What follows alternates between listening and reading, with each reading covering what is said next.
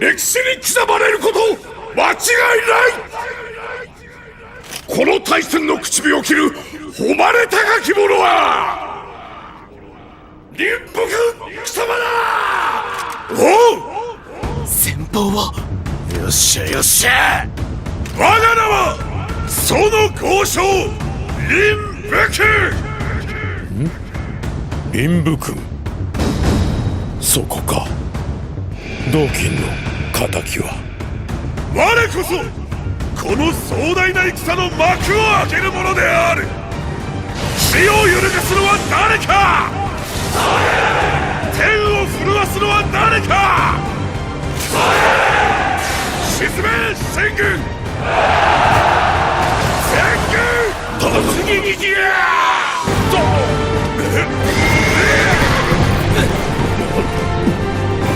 将軍に続け。さすが公将軍、そうこなくったよ。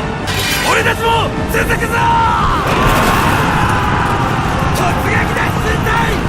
この大戦の口火を切るのは俺たちだ。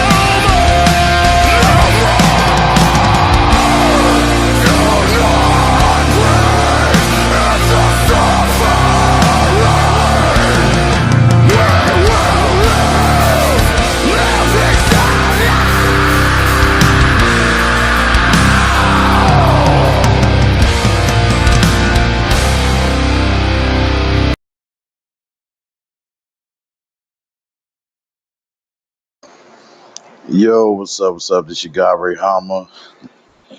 One versus a million. I'm not your fan. I'm not your stand for. I am brother. Please hit the like, share, subscribe. We're gonna dive into this here, man. Oh wow, this is a man. This show is wild. Like it just First episode. Yeah, they didn't waste our time with this one, huh? Yes, as we covered the House of the Dragon episode 1 and 2, and don't fret, I will be covering episode 3. I have everything loaded up for that, my notes as well, and and also my screenshots so you can capture what I'm talking about. So uh, oh man, I did not know what to expect with this one. So please, hit the like, share, bless the cash app if you will, bless the Alma Force. Which should be there in the description. Man. So, we got to dive into it. Rhaenyra. Okay, so let's just go. Let's just start out with from the beginning. We're gonna damn near go by scene by scene. So so let's dive into it. Okay, so it starts out with our girl. I was gonna call her Bela, but no, this is Rhaena. Baylor was the one who was the most close to Jace. So yeah.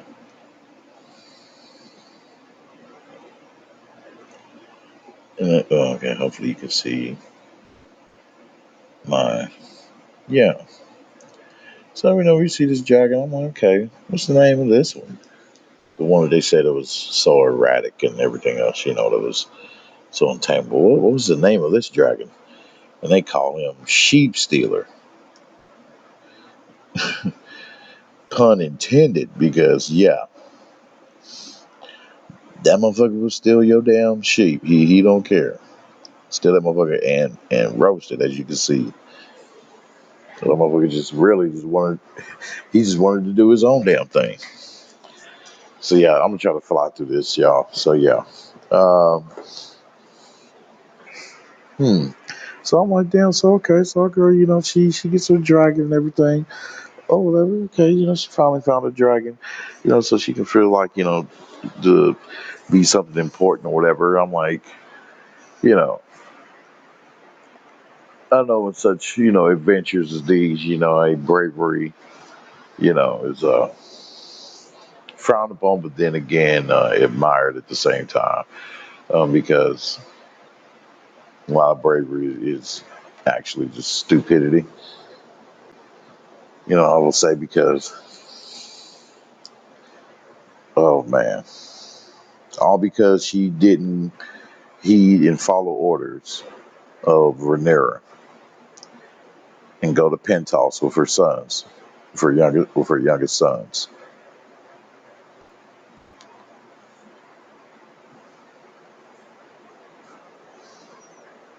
I think one of her sons' name is Joffrey. Yeah, Joffrey. So, but yeah, she finally found this motherfucker, man.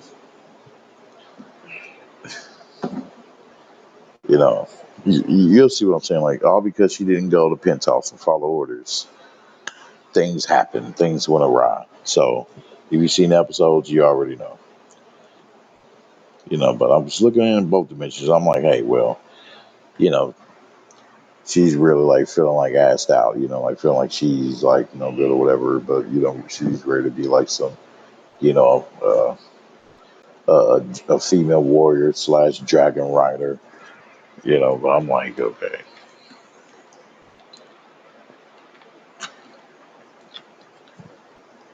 that you can be patient and waited until Rhaenyra would have, gave you a dragon,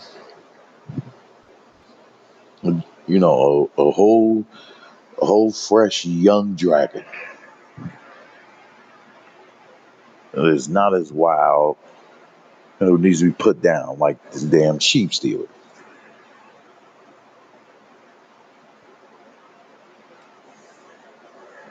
It would be cool if he was fucking with animals that didn't belong to nobody. But shit.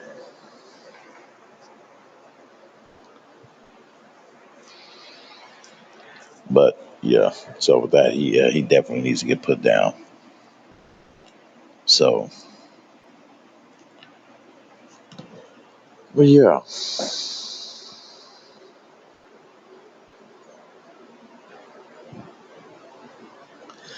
And when she, it's funny too because the damn dragon looked at her first like, uh, who the fuck are you? Like, and then looked at her and really opened up his eyes and was like, oh, okay. You're of the bloodline. So I guess I'll allow it. I'm over here basically just like shit, lean down forward so she can hop on and catch a ride. The motherfucker's like, you better hurry up, hop on. I was like, you better hold on tight. Start taking off her ass, boy, and she was shocked, because hey, that was her first time flying. As we can assume, that's the reaction for all the riders at first. They're not going to be all as composed as a seasoned rider. And also too, she started riding that motherfucker with no dragon saddles.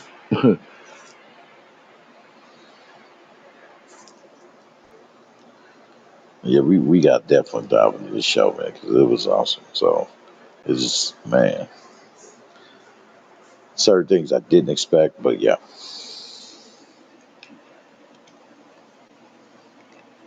And this scene right here. Ah, oh, yes, sir, my boy. Yes, sir. I took screenshots. I had to. Oh shit, this motherfucker Eamon came in and snatched his brother up, man. I'm like, damn. I'm like, why the first want to be? I'm like, damn it, man. Well, this is, technically, hey, it was a brother, he's black shit, what I mean, hey, but even though he's British, but damn, I'm like, he snatched this man up and was about ready to chop his damn head off, man. I'm like, damn, because he believed, him to betraying them, him and Aegon, whatever. That he basically helped uh Aegon escape.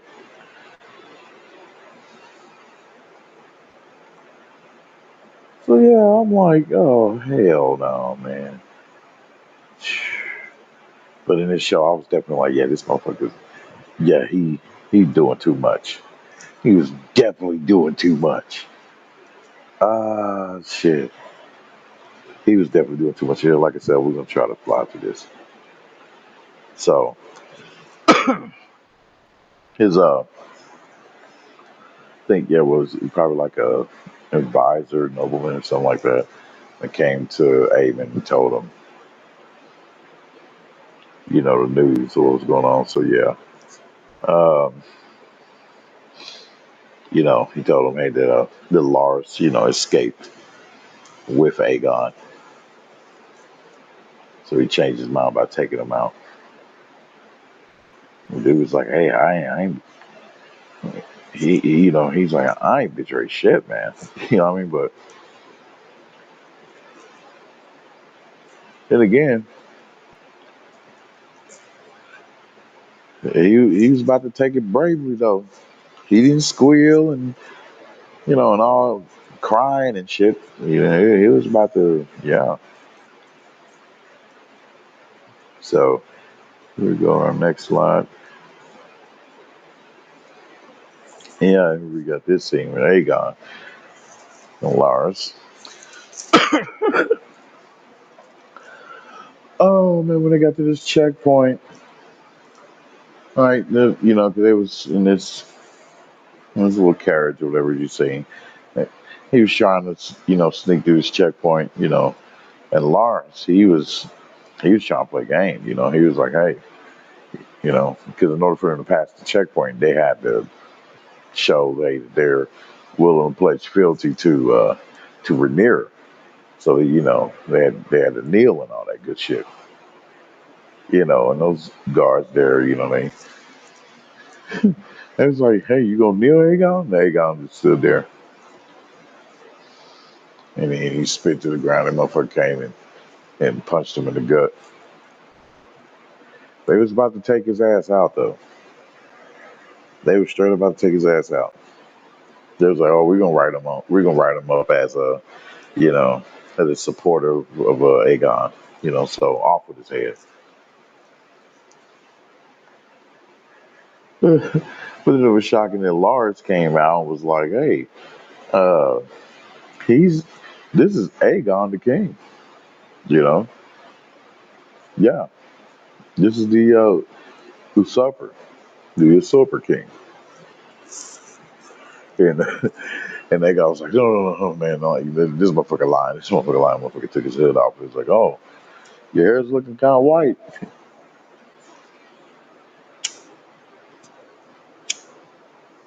As you can see, he's burnt or whatever, a little disfigured and everything. Hey, so I don't know. It's still a mystery to be added. What's gonna what's going to come of him, you know, and what role is, you know, that he's going to play in this, which I'm kind of curious about that. Also, I want to be, you know, quick to admit or mention that I noticed that the writers and directors, I don't know which one of them like decided they may have came into like a whole unilateral in a unilateral agreement with this, but they're playing with the whole mystic fantasy side of it. You know, I'm like, well, I can be patient for it, of course, but I'm like, but damn, this is the third fucking season. They give us I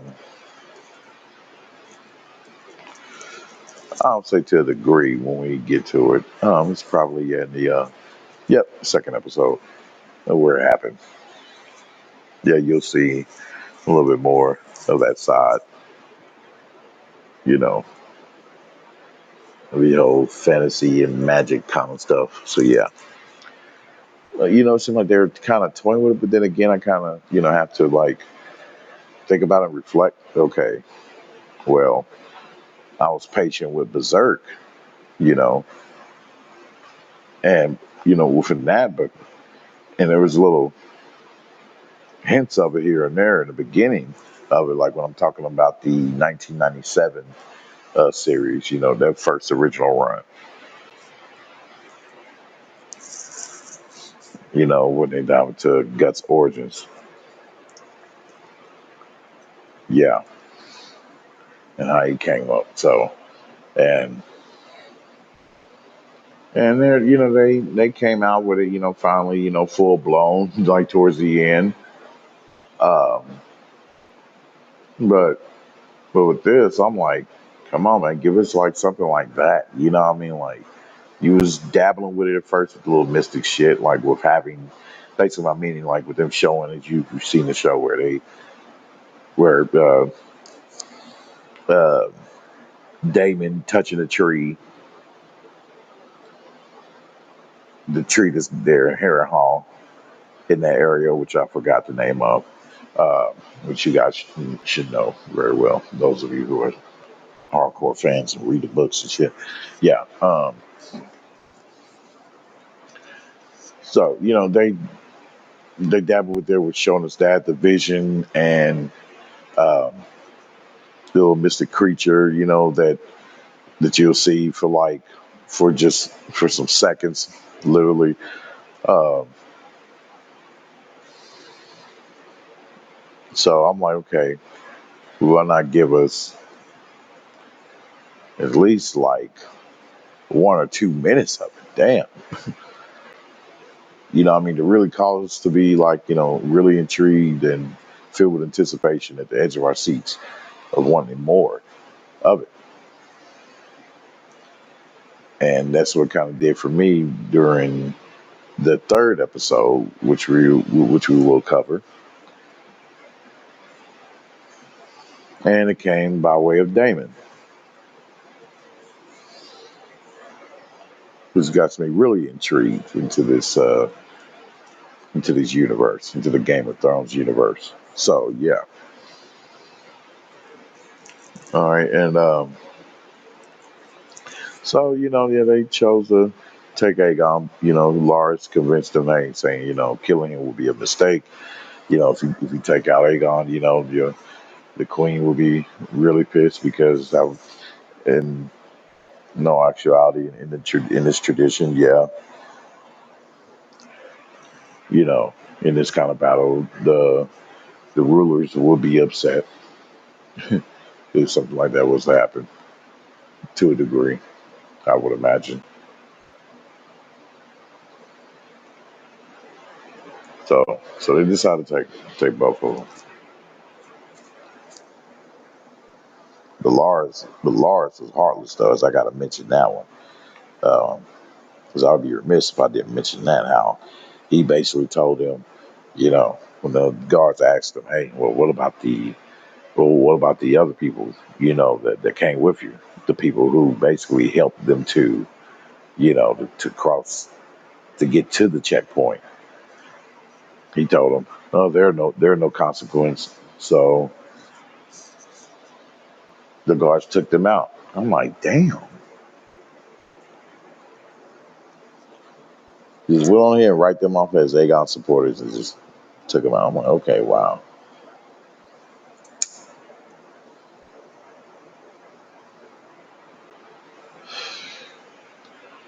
I was like, okay, I don't know the relevance to that, but it's kind of seemed meaningless. But oh well. So, yep, and then you see he sees that Lars was lying because I was looking at Lars. I'm like, damn man, why would you give him up like that, man? But then again, I'm like, hey, he, again, he kind of Dagon brought that up on himself when he should have bowed, but he still remained in defiance.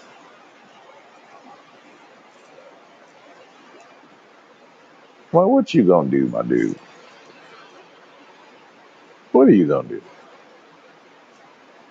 I'm like, you might as well play the down role if as it seems, which is, even with Lars's help, it's gonna take him a great deal of a long time uh, to muster up enough strength, influence, and firepower to um, oh, that's my Bluetooth. To go against Rhaenyra. Like, there's no there's no blitzing or rushing forward, which would be total suicide because of the fact that now she has 6 dragons. So yeah, ultimately, and all was practical and logical and tactical. It would make sense, which is to strategize like a motherfucker, like real talk. So, and hearing this, yep, and JC's trying to, convince his mother, hey, don't. I don't want you to trust Allison, when she's telling you to go to the stronghold because Allison told her, hey, that she's gonna set it up for her to have a that she's gonna set up for Rhaenyra to have an easy entry. So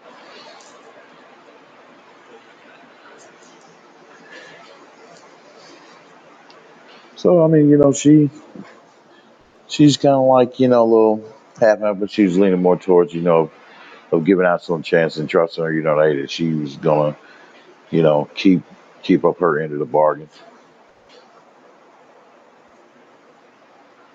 So.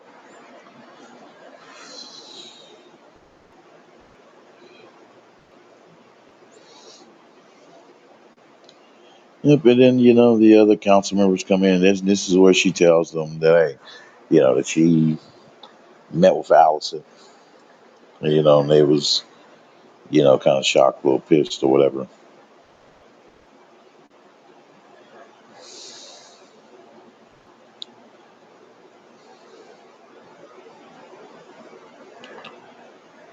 So yeah, man, this is gonna be something else, dude. Woo! I can't wait for next week. Let's see. So yeah,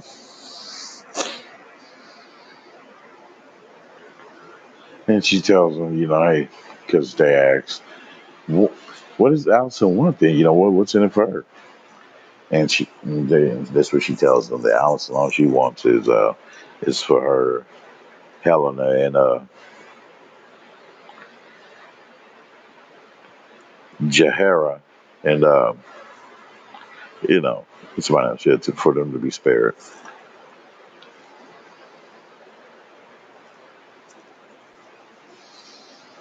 But there's another two that we third episode. Let me third episode to mention that. So yeah, they're telling her, hey, it could be trapping. She knows, she's aware, but she's still, hanging on, okay, of, taking that chance of, you know,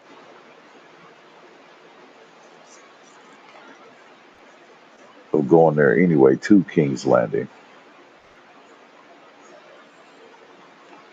and get these pre-rinse so it can be, yeah. And so Jace, he doesn't like it. He's pissed, but yeah, but she tells him, they're gonna fly to King's Landing in 2 days' time.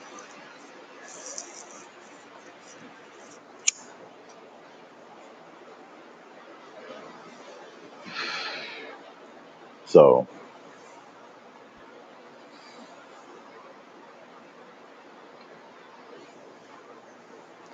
and this is where we see our girl Allison popping up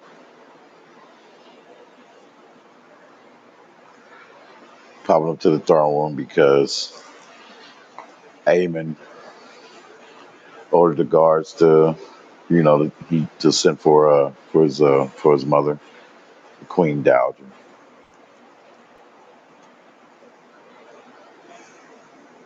And he sits on the throne.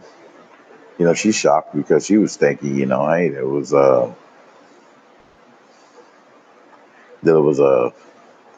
Aegon, but no, to, to her shock, she was, she was Aemon sitting on the damn throne, and she's like, hey, where's Aegon? She's like, what the hell's going on? And he tells her like, hey, Aegon, he fled. He fled. He abdicated the throne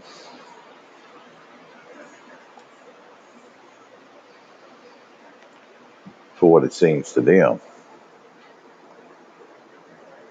You know, unless he found some way to try to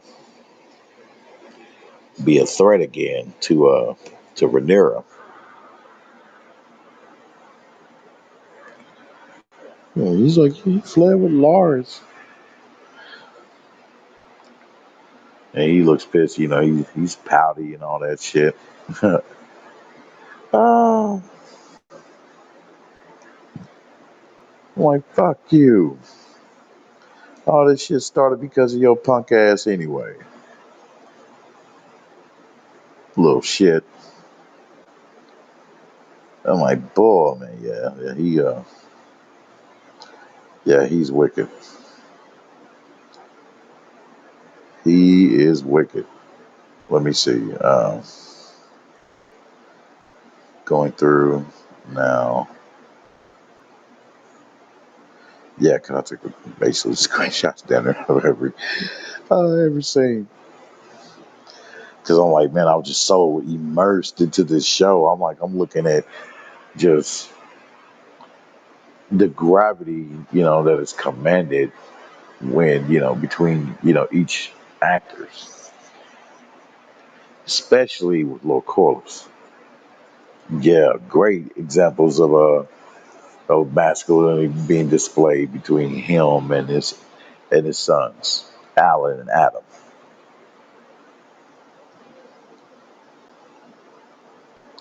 So yeah, so he's aware, and he feels it, that a battle's coming.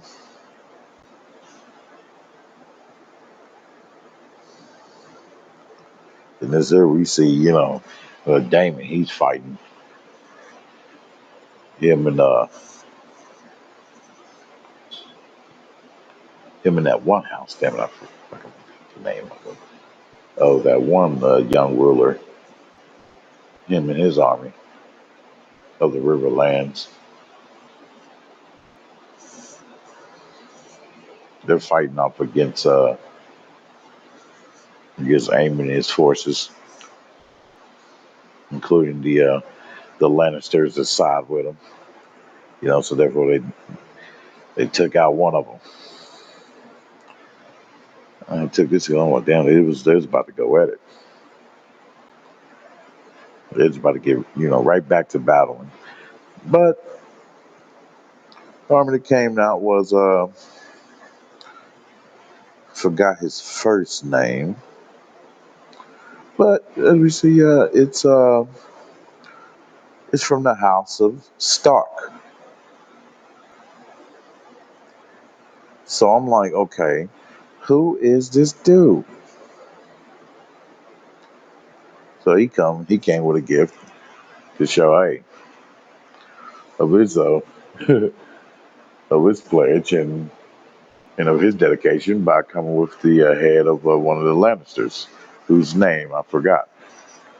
It looks familiar. Whom I thought that was Tylan or Tylan at first. Tylan Lannister.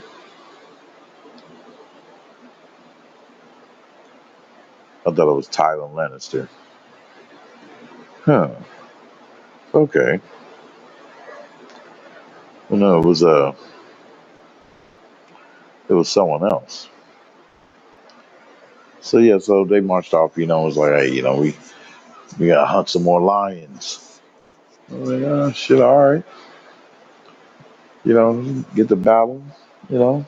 So yeah, and now it goes to this next scene where we see uh, Sir Kristen is Sir Gawain, who I believe is yeah, Allison's brother, whom he's gonna be pissed when he finds out that oh, yeah, we ain't there yet. Yeah. But he came to him, was like, hey man, what's going on? Like we need to talk, man. Like what's going on, man, with headquarters, man. Like, what's the news with Aben? Because they're basically waiting for him. But he also addressed him, telling him, like, hey, man, we need to start punishing our men that violates the local women. Essaying them and everything. I'm like, shit, that damn right. You know what I mean? Hey, that's very genteel of them. You know. But then again, I have to look at it like this too. This is in the name of trying to keep open mind. It's a war. But then again, there's a lot of things that are like morally wrong when it comes to war. And so when it comes about it, you got to punish it. So I'm with him on that. You know, because that girl came out of that tent. She was all crying and all that shit, and I'm like, okay.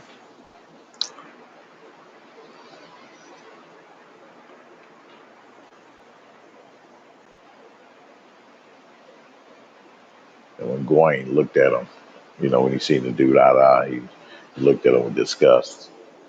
You disgusting ass creature.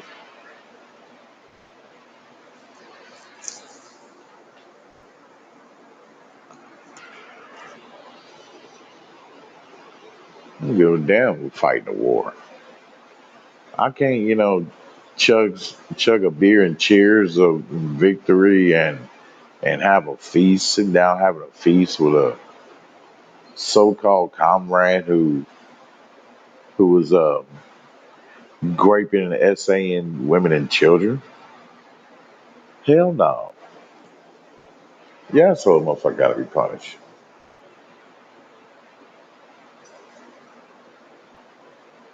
So I'm totally with Gwen on that one.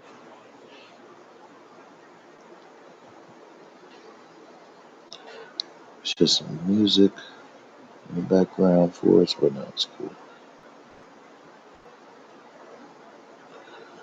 So yeah, this one. Oh man, this thing. This is kind of hilarious. Oath boy. Oath. Hugh. We're calling whose name is Hugh Hammer. Hugh Hammer, who basically got the second largest dragon, who inherited, the second largest dragon. which was a whole uh, awesome, part of the last quarter of that episode from last season. But yeah, they're sitting down. They're chilling. Basically chilling, waiting for Aemon to show up. As they were ordered to do so to go to that area, and they're there making camp, and it was cool to see their dragons there too, just sitting there, just making camp with them. They got their own little camp area where they're at, because they're all on them big ass rocks and shit. Overlooking, seeing their masters. But Oath, man, he's hilarious. Hey, and I'm with Oath though. I'm with Oath. I have to be. I have to be with Oath, man, on this one, man. Oh, oh, talk to me, bro. Um, when he told, when he told, damn it, Alan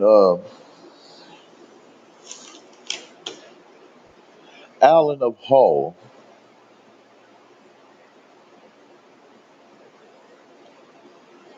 yeah, no, not Alan, Adam, Adam, yeah, yeah, Adam, who's seemed like to be the youngest brother. When he told when he when he told Oath, because Oath told him, he was like, "Hey, we're gonna have a castle, because we're knights now, because of our title and everything now, that we received. So, but Adam told him straight up. He was like, "Hey, no, that's with the title of of a lord." No, he's like, "No, we."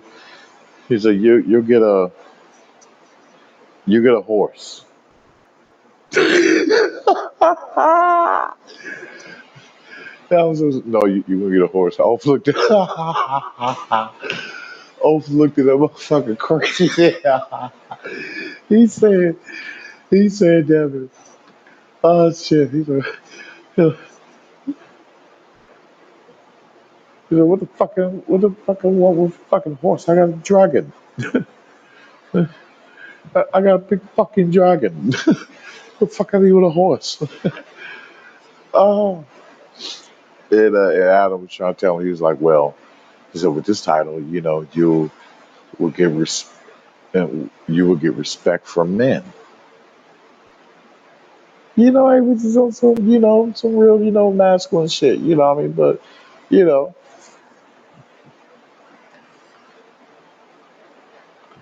mine with Off. When Off said, he said, never have to show me respect because of a big fucking dragon.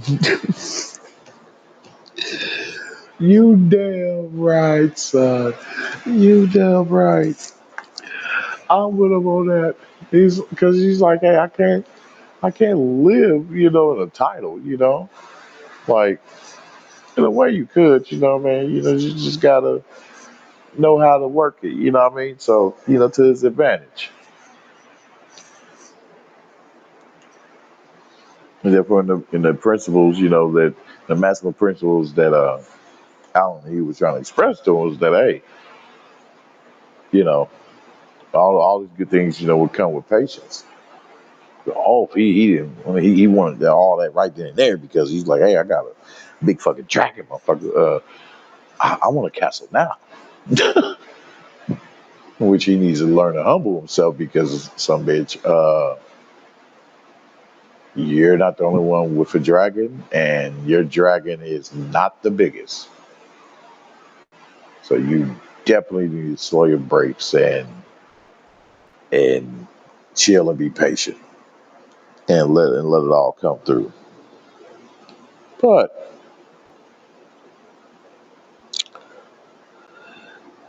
Ulf, oh, but Ulf, what's up, y'all? Hey, what's up? Thanks for coming through, bro. You said you have the link. The link to what to come up? Oh man, this is my review, sir. So yeah, sit back, chill, and you know, I may open up for a little bit afterwards, but yeah, but like I said, I'm trying to fly through this. But yeah, so uh, in this scene when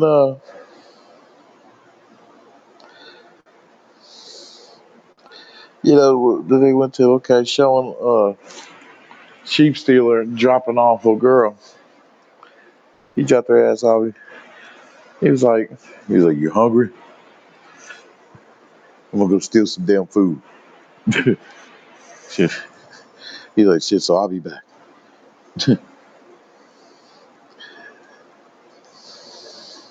And she was worried down that motherfucker was gonna just fly off and leave her there. But boy, she looked it rough. I'm like, man, it's the shit the women will go through, boy, to get what the hell they want.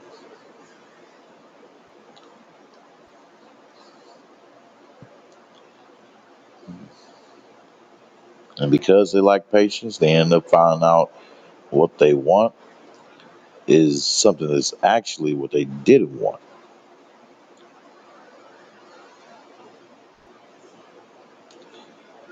But yeah.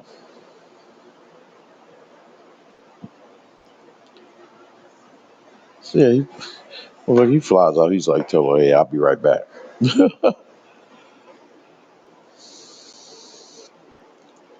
Next thing, yeah, we see Allison.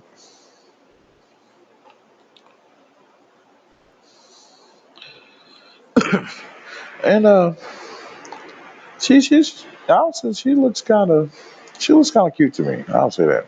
She looks kind of cute.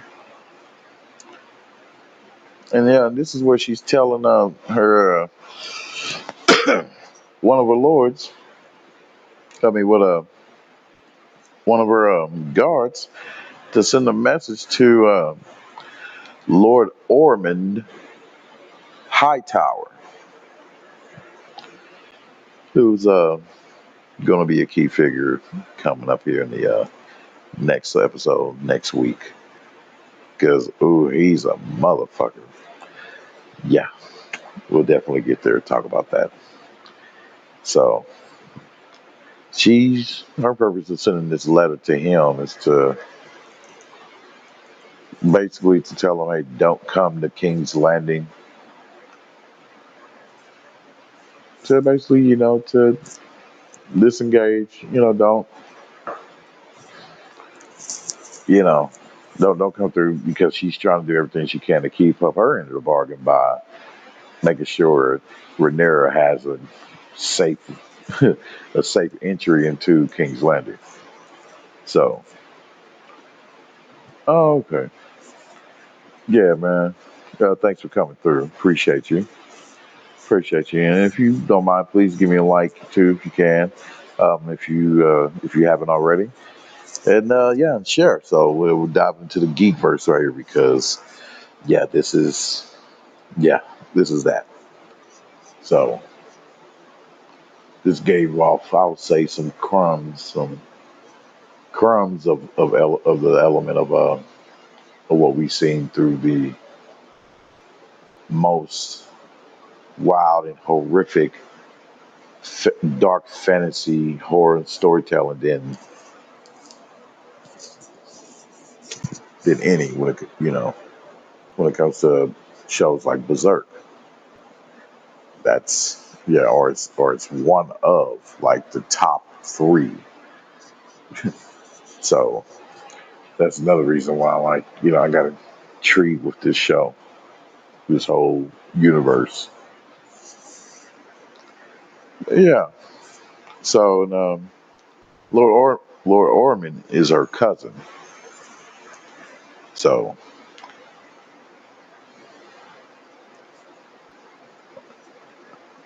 That's her cousin that I learned a little later. I'm like, okay. When you see him, he looks like that man. He can be a little cunning and that he means business and that he don't play no games. Very militant.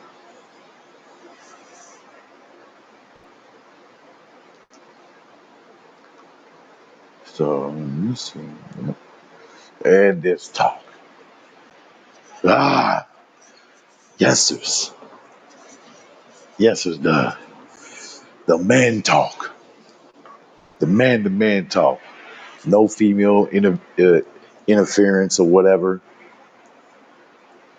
Just man to man. Father to father. I mean, the father to the son. You gotta love it. I was just soaking this in. Best believe I love this type of scene right here. I've wound it back 2 or 3 times. I just admired it that much. I'm like, man, because of the passion, that was poured into these subtle moments, which let me know that they're not lacking in that area of delivery, that will cause you to believe it, to believe them. And the passion that they are delivering in their acting. And man, I'm like, yes, we need more example of this, of the father mending things together with his son, you know, with his son whom he couldn't give a title to or refused to give a title to.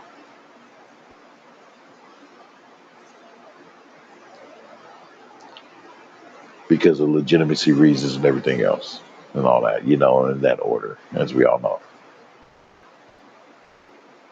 But this is just, I'm like, man, I was like, I love y'all, gentlemen. I love y'all too.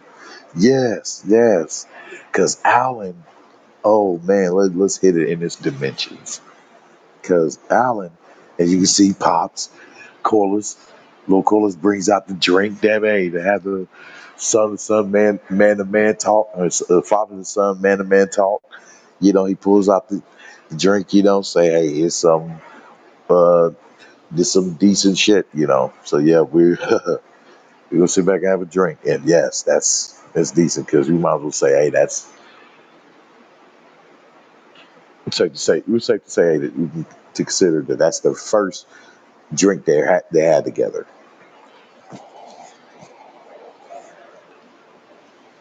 1-on-one, and him, Alan. Let's start with Alan. Alan, I like how with him that he is not who's the eldest. Um,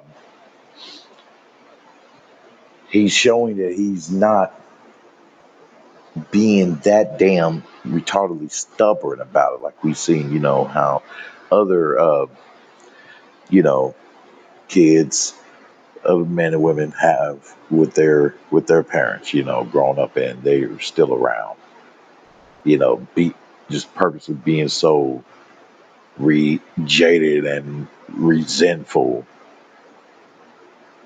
as if using that tirelessly to punish the parents or parent. But Alan, he didn't do that. We started to see, of him letting that guard down. And I was like, yes.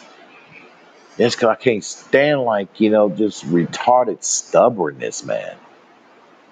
You know, Even though, yes, okay, um, he lost his son, um, daughter,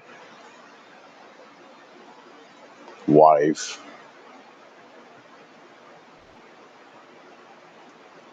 but still, it's like take it, take it when it comes. You know what I mean? When opportunity comes, because Corliss could have said, "F you, to hell with you." I'm old enough to where, hey, my seeds ain't dry. You know, I can I'm not shooting blanks. You know, but even though he's obviously looking, he's old, he's grandpa stage, but yeah, but no, but without them, his line ended. His line is ended. Name erased. So, and now I understood that, and it was like, hey, this will look great and better for both of us, and we'll reach and we'll obtain better glory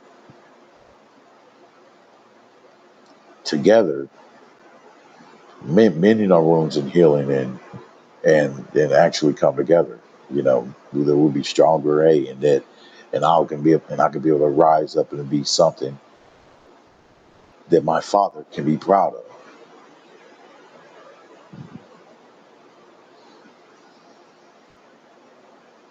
And Corliss, he's doing his best, to try to mend it.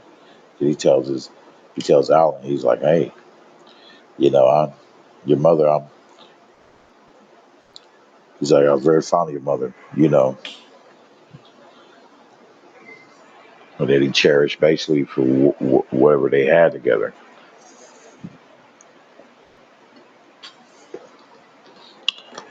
Basically, showing no disrespect to the mother, giving honor to the mother.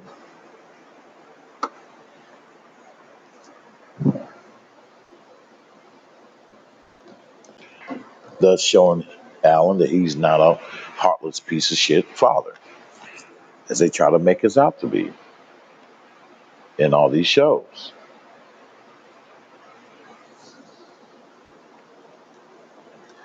But I was pissed that it was interrupted, but I'm like, damn, you couldn't cause us to start at a better time, but oh well. Their conversation was interrupted due to because, yeah, word just came in from his crewman, from one of his shipwrights today. The Tetrarchy has popped up. That's their flags.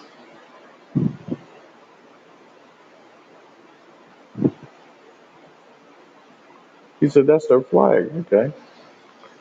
And I like this too, just that scene right there, just how that, and he's looking at him with, for that guidance, for that wisdom, for those words of strength from his father in these dire times right now. Like he's looking like, hey, what we do next? What's your orders, pops? Like, what's your orders, my lord? Honor, honoring the father, right there. I love seeing that. A black father being honored like that by his son. We don't get a lot of examples. We don't get a lot of these examples, especially he was doing his best to show him honor too when he was feeling that pressure, and anxiety and that unwillingness to really come out to tell his father the whole full truth. All the while, he still busted his ass and worked his ass off and did whatever he needed to for his dad, for his Lord Father. And so he tells him, this total man shit right here, man. This is total man shit. Corliss tells him, okay, that's them. All right. Bring my armor. Ugh. Yep. And the son goes and get his armor, damn it. Damn right. Man mode. He didn't freak out and was like, ugh, ugh. No, he fought her ass and dealt with her ass strategically as possible.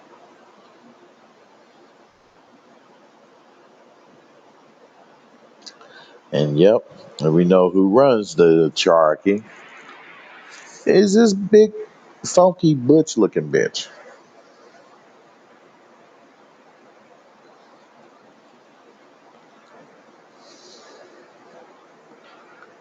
Yeah, and I sure did forgot her name, but it's hardly of any consequence. So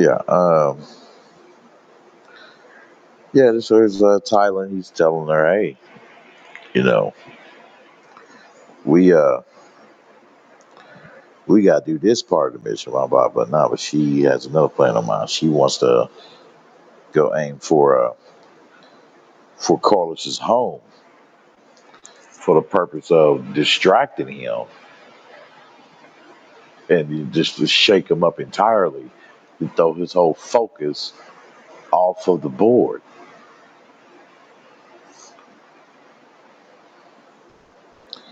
So, so she sets that plan in motion to go to have some of her power crew to go off to attack and to destroy High Tide, Driftmark, which is the throne of Corliss, his home. Damn, I'm like, man, you're like you honorary funky bitch. I'm like, oh, I'm like, ooh, yeah, you doing too much. You doing too much. The only thing he has to them to be able to pass on to his heirs. Come on, man. Well, this shit pissed me off. This make no damn sense. But yeah, and so as I watch the show, we go into the next scene where we see Sheep Stealer. He came back, then and barfed up the food that he caught that he stole. He stole he stole two sheep. Damn it. He's like, all right, I'm back. Blah. All right now. Bah, bah. I got one. You got one. But first, I gotta sterilize and you know, I gotta I gotta clean the meat first. Yeah, and we know what his way is getting clean the meat is. Oh shit! He roasted the hell out of that meat and tossed it to a girl, and she's so hungry, damn it, and worn out, dehydrated, and the whole nine to where, hey, she did not give a damn, boy. She was not picky. You hear me? Shirena was not picky.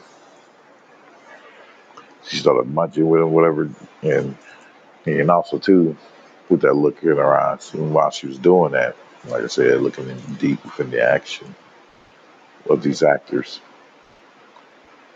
she was looking at him, knowing that okay, and by him looking at her, confirming it too, that by him sharing the food with her, that basically and her agreeing to eat it and to dine with him, sheep stealer, that solidifies their bond to a certain degree. At least the first stage of it, because like they said, he's still wild, as we will see, as we will see. So, yep, and they're munching together and shit. You know, asking questions. And, Dragon is like, "Where are you from?" Who's of your bloodline? You know I smell you, damn it. What family you belong to?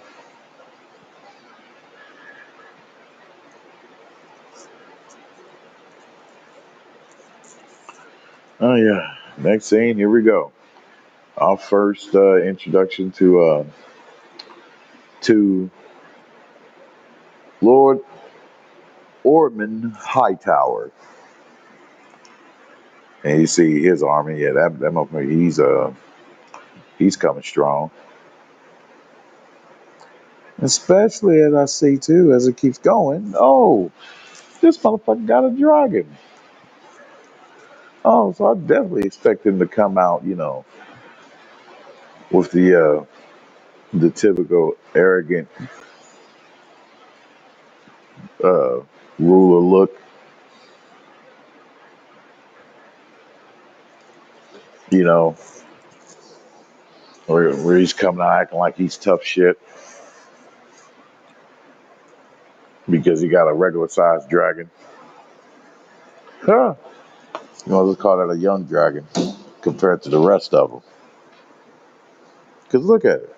You know what I mean? That motherfucker. The other dragon said. I mean, that has to be like one of the youngest. Just damn. All the ones that's from uh from team from team Rhaenyra. All those dragons, all six of those dragons are bigger. But still, just as I remind you of what who Rhaenyra said, in regards to her dad or what her dad told her, which yeah, should be universal. The meaning when he said that, hey, that dragons, their power like shouldn't be like trifled with. So the motherfucker, yeah, still a damn dragon. That motherfucker still do damage, but not enough to where hey to deal a great blow to Rhaenyra's forces. But yeah, it's this dude, this smug motherfucker. And the letter that Allison written, that she gave him, she written it as, hey, there was an order from the king, from King Aemon. So, and she did this, obviously, without Aemon's knowing,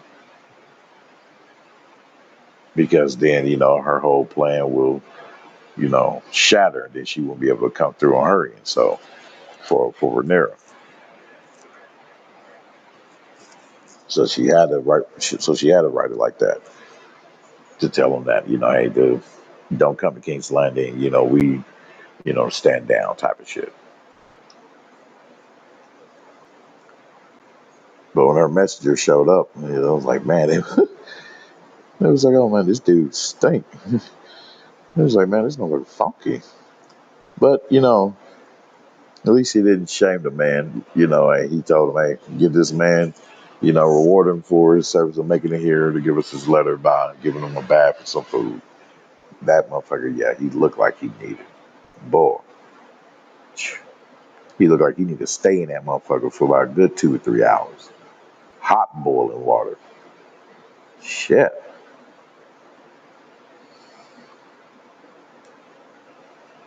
Yeah.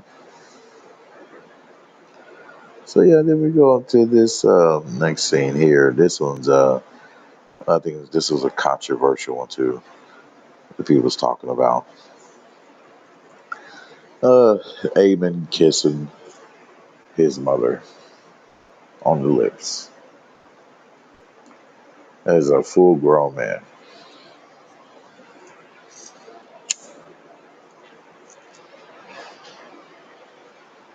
They could have left that shit out. They could have left that shit out entirely. Like we did not need to see that shit. I didn't need to see that shit at all. Did not care for it. So yeah, Aaron, I'm going to the next slide. And so yeah, this scene was hilarious, dude. Oh, oh shit. Oh, he came running down right because he went off, to a bushy area or whatever, and was hearing some weird noises and shit, some weird sounds in the area because they're in the they're right there really close to Harrenhal, in Harrenhal's grounds. So you might as well say all that area is like mystic or hunt or whatever. Just it's magic field. You might as well say.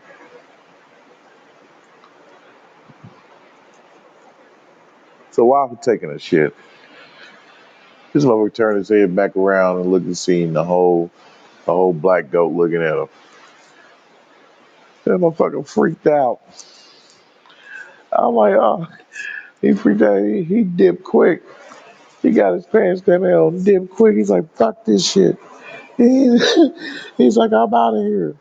He's like, damn it. Because they already been there 2 days waiting for Eamon to show up. But no, he didn't. So rushing out there, because he's scared and freaked out, definitely without wiping his ass. Yeah, which is expected of people like that. Yeah. Um, this is try like damn. He just said fuck it. Yeah, spooked out. I was like, oh, I'm good. I'm good. But right before he showed up though, um, right before he showed up, they seen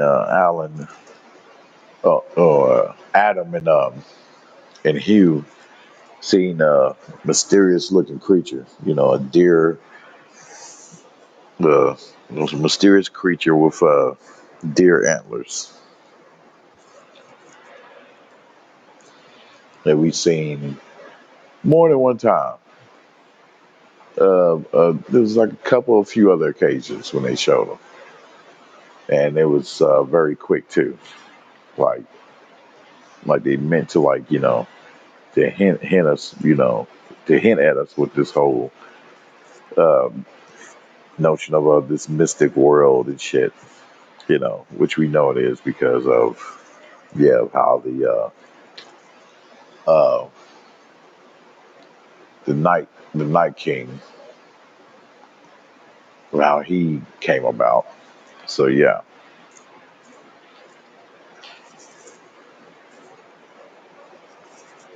So they see that, but when they, break something, they're getting ready for combat or some shit, but motherfucker went away.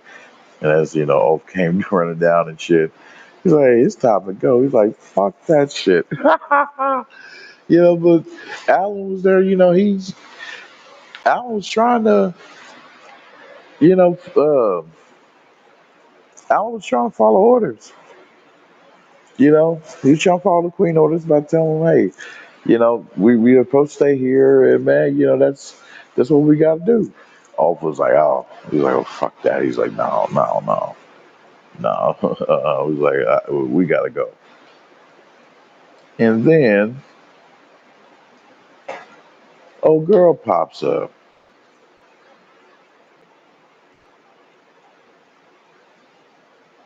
There's Ulf running down, but old girl pops up. And who's that whose name keep escaping me?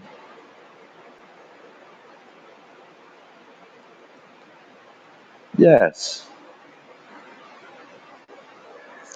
the witch. Who clearly looks like a whole damn witch.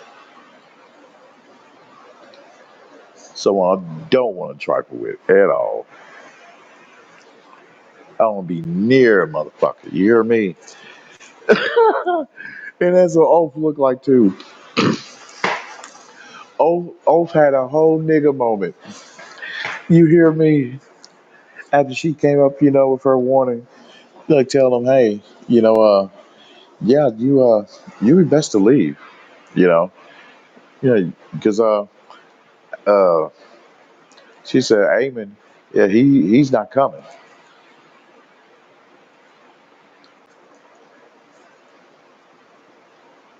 I'm believing that she, I'm believing that she knew he was coming, but that's what she told them to get them out the way. So she, ooh, I see. Okay, I see the play. We'll get there. We'll get there, and I know when to come in with it. Uh, yeah, and so, and also, I know I captured his reaction. I know I did. Okay, yeah, because that's just like, who are you? But she added on to the whole like mystic energy, and oh, he's like, yeah, he's like, I'm out. Uh, you know, you guys staying here. Take care of yourselves then. That motherfucker dipped. You hear me? He was, he was like, right. Oh, when she been saying that she's a witch. That's an awful.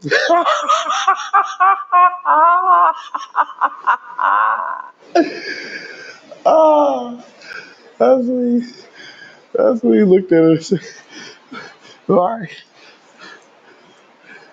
look after yourselves. Look after yourselves." Oh, he's out. He's gone. Oh hell yeah, boy, you hear me? Me, one with no kind of like mystic powers, my damn self, other than a dragon. Shit, I'm out. I'm out. I feel the weight of it. The damn it, even with my dragon, the whatever magical force is here is too powerful enough, damn it, to where it's creeping me the fuck out. I gotta dip. I gotta dip. I'm gone. Oh shit. Oh, let me do the previous ones. So, yeah. Okay. And this is where uh Bela comes through.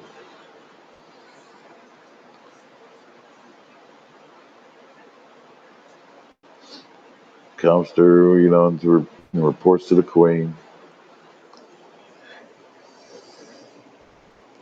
telling her, "Hey, there's a war going on in the damn gullet, basically with the sea snake and the triarchy, with the female butch captain bitch."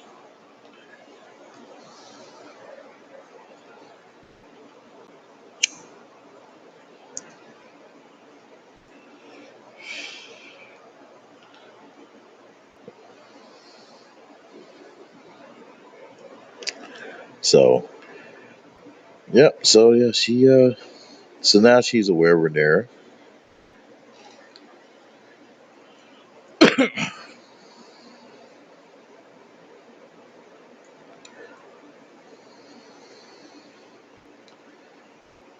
hmm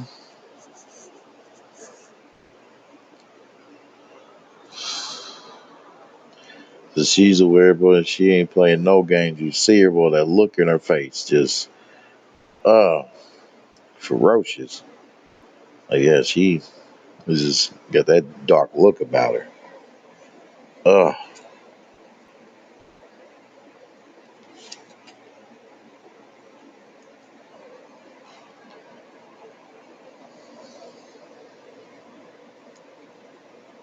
yep. So,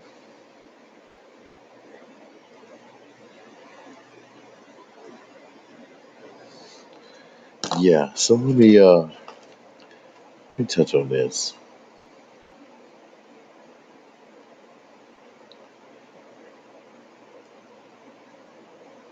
Yeah. Yep, she tells her to the Cherokee there's ships coming for these. To the Cherokee. He's gonna be battling with the sea snake. Yeah. She gets ready to head off to battle. That's that looks all about. She's ready to head off to battle.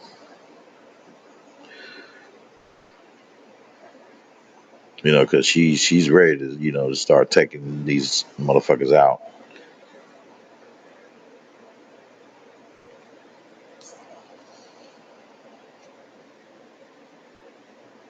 But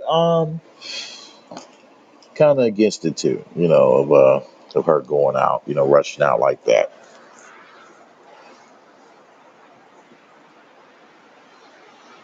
'Cause even though with her dragon and everything is just not tactical, and nor do I see her acting clearly in her decision of wanting to head out there.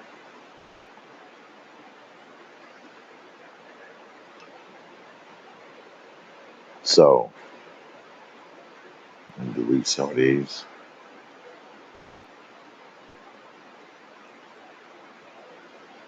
So yeah, you see she's going, telling her, she's saying, get my suit. I'm not ready to get suit up and go out there and take care of these motherfuckers. Basically going out there to help, save Corliss and his crew, to be of aid to him.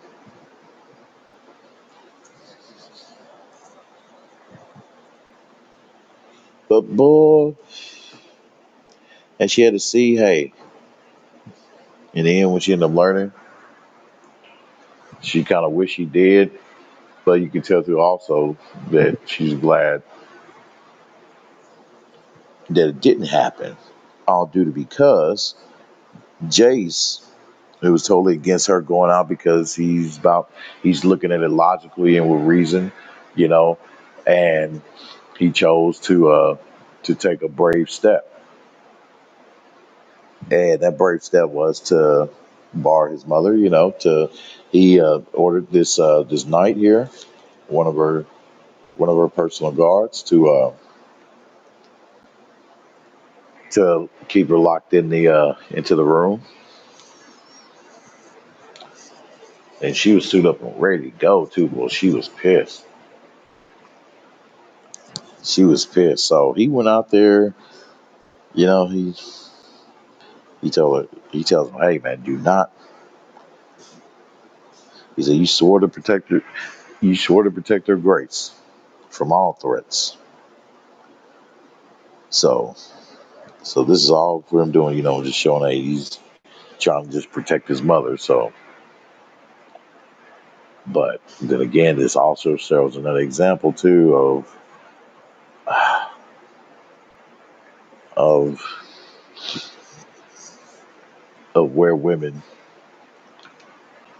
cause men to, and even their sons, to meet a bitter end, all because they want to be hyper emotional and so dramatic and not thinking things clearly and dragging their sons into acting on so-called acts of bravery that would lead, foolish acts of bravery that will ultimately lead to their demise in one way, shape, or form.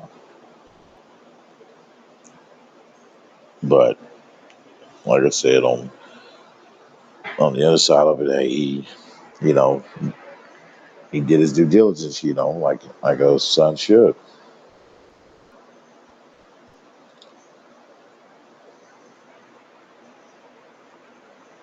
He was showing that he was willing to protect his mother, who's also his queen. because if she gets defeated, everything is lost. So that's strategic and wise on his part of what he did by locking her away.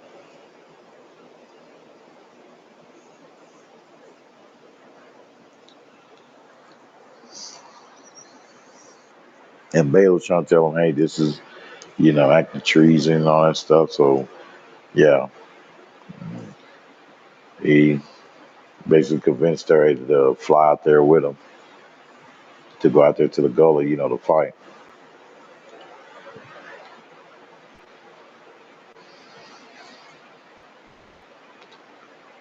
Yep, and so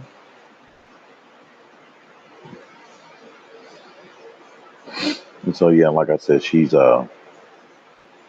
super pissed.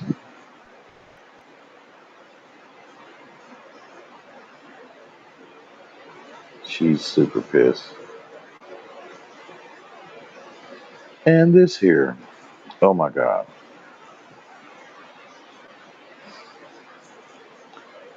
this damn, uh, they came through to help, the sea snake Corliss.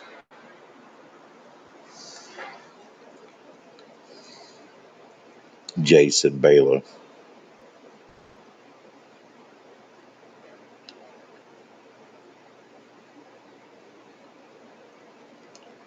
So yeah, they arrived at the gullet, to help them out.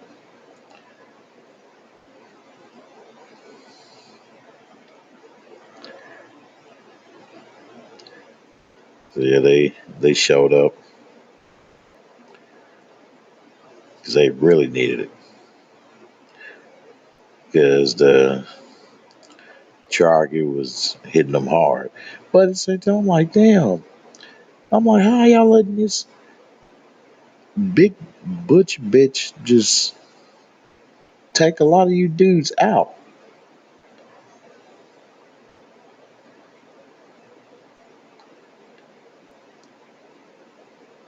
I'm like, you dudes got to be weak, like super weak.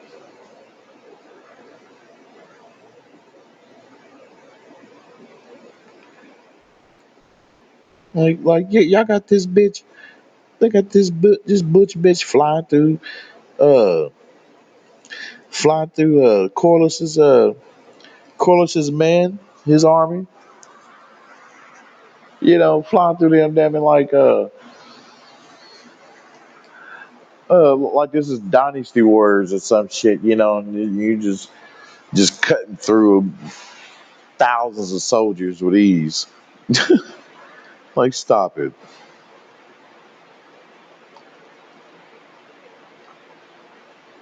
Stop it. So, yeah.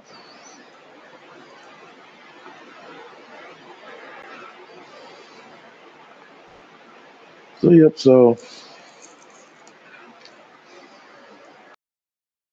yep. So they're getting ready to.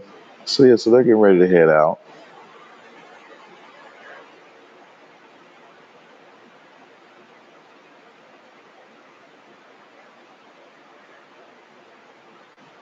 Oh, hopefully I wasn't muted during that time. Yeah. But,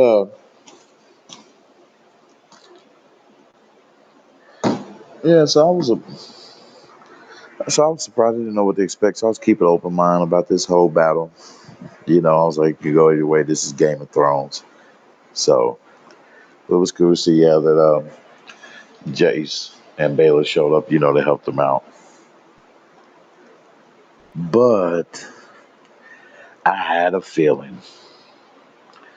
I had a feeling that this big butch bitch too, man. She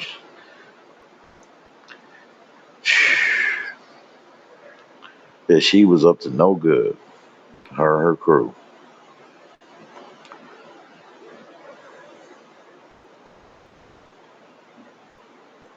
Yeah, this is where she tells them, "Hey, I'm gonna send some crew. We're gonna aim for his home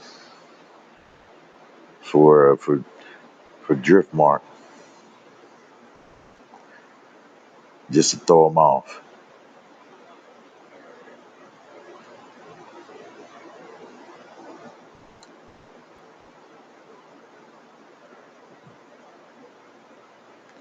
And wants Annie to get him back so bad because uh, because he years ago killed killed some of her men, some of her people.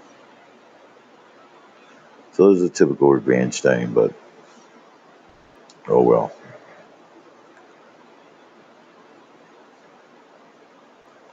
She is out of her depth.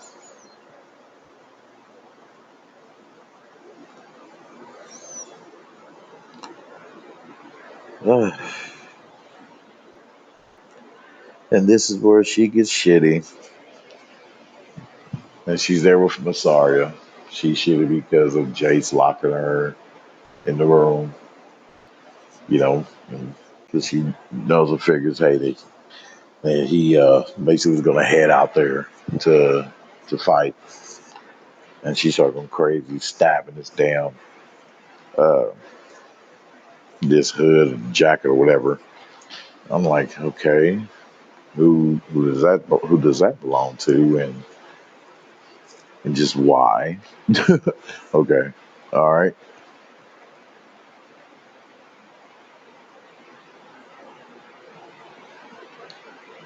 So yeah, she started going crazy, and she's just playing. She's like, oh man, she's pissed. Oh damn, bitch, you've been pissed doing this. Damn, for the first 3 episodes, which you can't blame her, especially after this first episode. As any parent would.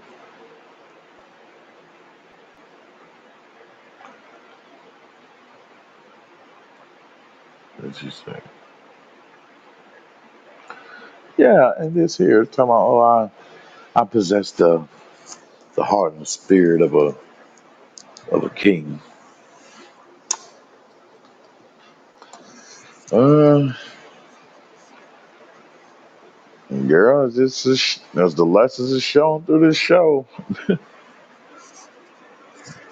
as God put it, hey, in His word that yeah, the women are not meant to rule men,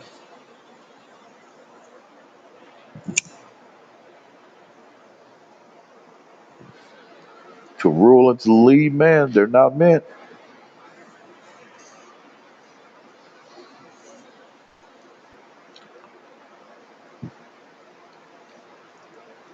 But yeah,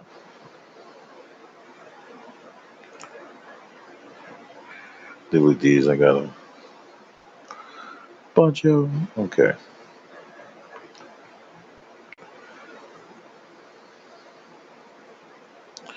and this ship too.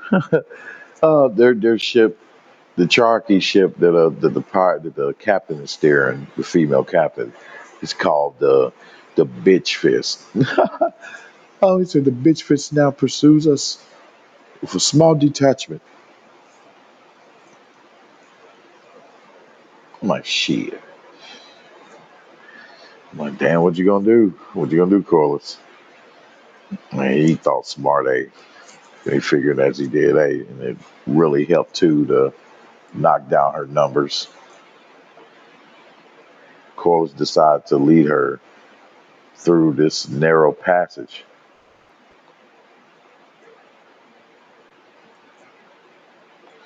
And yeah,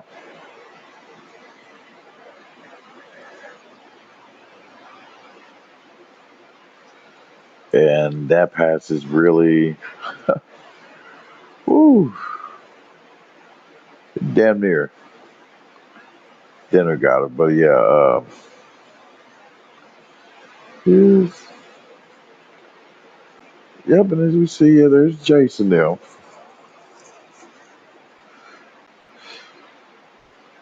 Jason Baylor,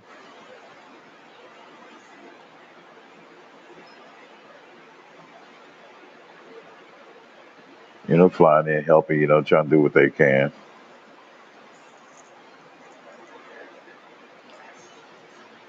But yeah,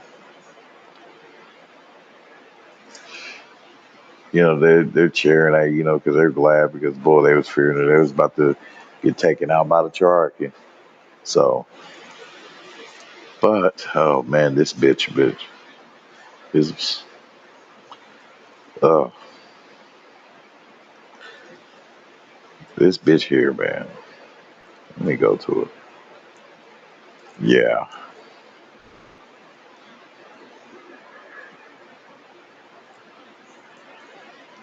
she sees it. Obviously, she sees the dragon and she's getting attacked by a dragon. Yep. So to stop the dragon from taking her fleet out completely, yep, they bring out the dragon spears. I'm like, damn it. So she anticipated the whole time, okay, that they was going to be facing dragons. So it was smart on their end for them to do instead of going about thinking that they were just going to be them fighting against just humans, other humans. Nah,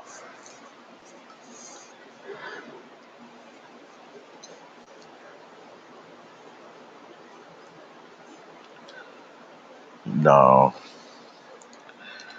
Yep. So she gets this ready, boy, and damn,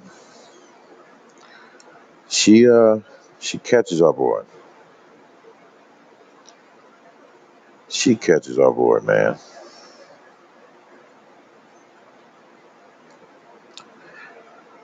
She catches our boy with one of those damn spears, man.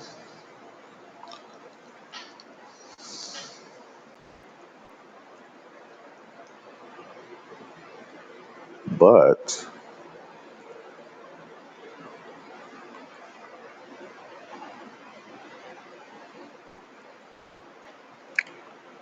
Jace, at first he gets, you know, his dragon gets hooked because it's designed to hook onto the dragon and not just, stab him and slide out.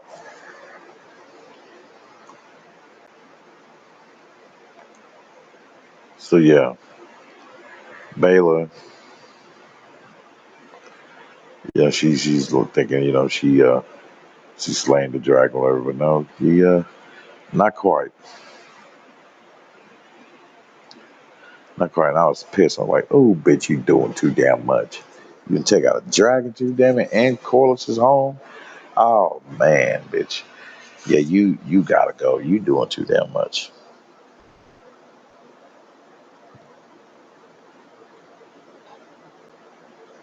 And so yeah, and Bayla comes through and she tells Moon Dancer to she had to go down so she can free Jace before him and the dragon get, pulled into the water.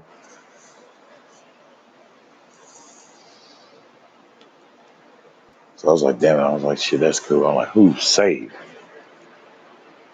I'm like, damn it, good shit, girl. She came through. I don't know if you can see this one. No, you can't see that one.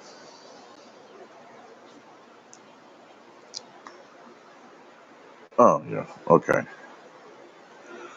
Now we can.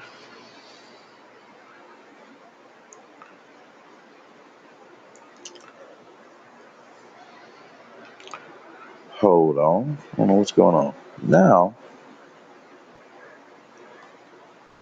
can.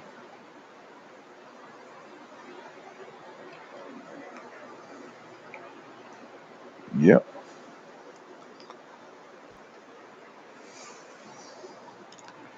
And to my surprise, yeah, we had another dragon that popped up on the scene, a third dragon, and we'll get there.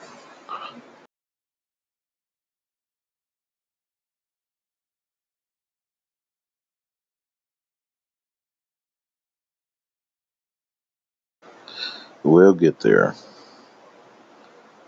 So, bear with.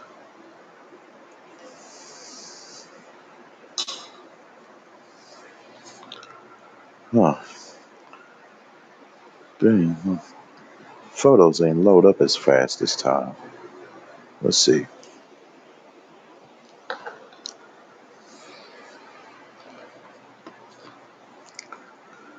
Yep.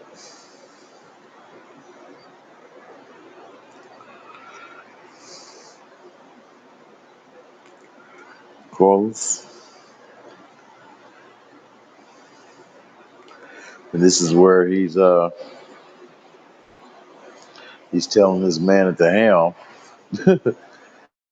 to be steady going through this narrow passage since the bitch fist, the Cherokee, the captain, the female captain is chasing him.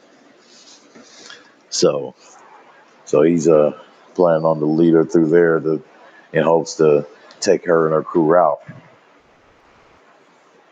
By going through that rough, really rough passage that in order to pass through it with the ship of his size, you have to, a certain way how you have to navigate through it. And man, and he displayed brave and man mode principles in this one. Miss Corliss did. He helped lead and guide his man, and he took the damn helm and guided the ship when dude was too damn nervous, because man, wrong move and a wrong turn with those sharp ass rocks. Boy, yeah, your ship will be destroyed, as it did show within this show. Let me see this win. Yeah, yeah, there you go.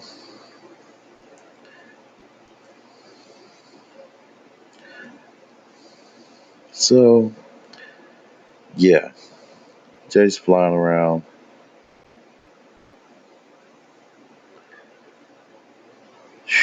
And this is them, yeah, looking over, boy. They're like, yeah, we yeah, well, we gotta be careful. Yeah, they're looking at the rocks and all that shit.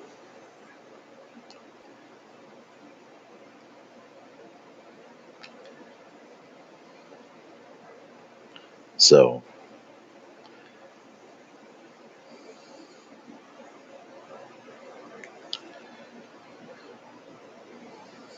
yep, as you can see, they go. That's the narrow passage. Well, that motherfucker was rough, man. Whew.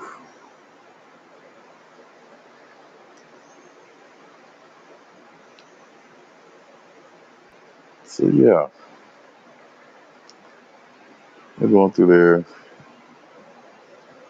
And dude, he's like, follow my dude. Dude was nervous and sweating, boy. He was scared as shit. Coach was like, I was like, I'll take care of it.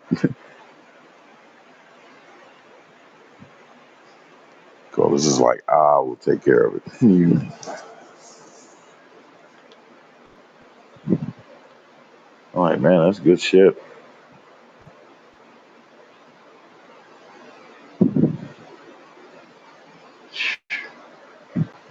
I'm like, boy. I'm just like, damn it. The whole time I was like, man, I hope they make it through. I hope they make it through, man. I hope Colas pulls through.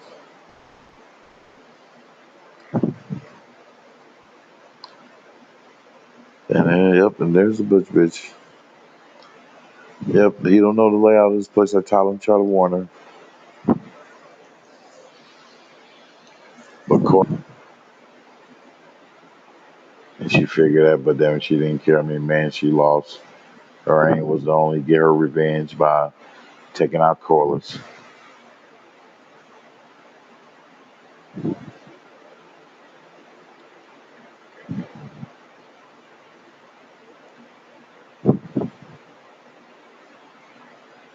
Waiting for this other picture to load up.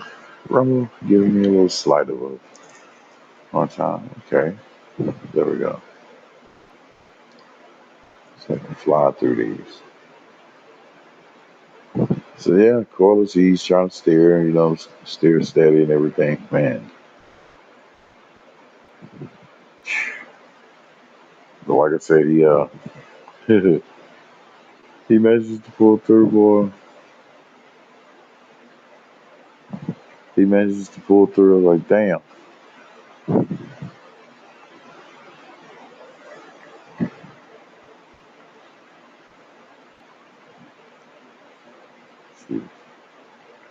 Yep.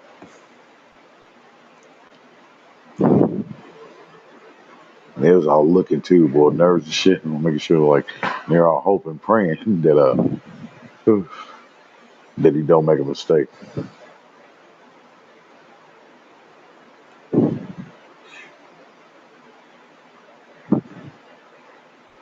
Uh,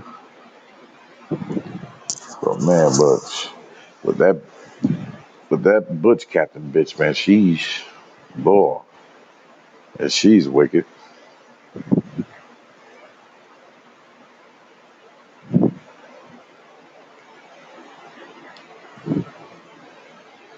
And yep, and some of her crew, some of the ships that she came with,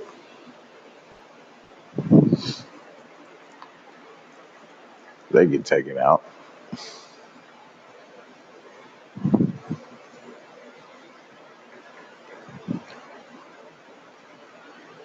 But man, but now, yep, they made it out safely.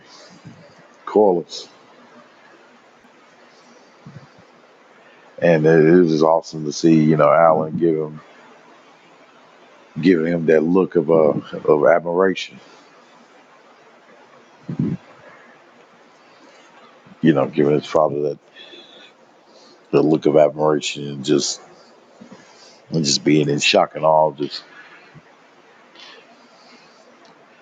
looking at the awesomeness of his father. So, I was like, man, I thought that was pretty cool.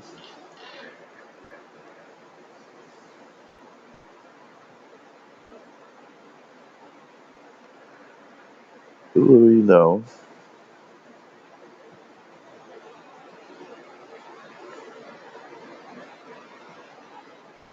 and I found out, okay, that, as I remember when he brought it up here, that the female captain name is Lohar.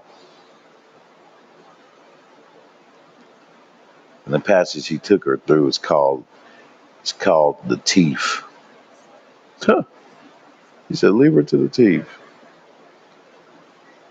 I'm just hoping that she'll take her out, but uh, unfortunately, yeah.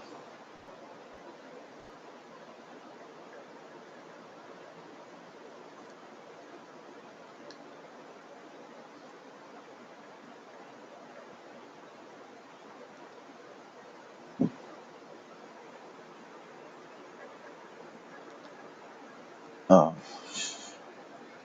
whew, I was worried, thought I was muted, but yeah.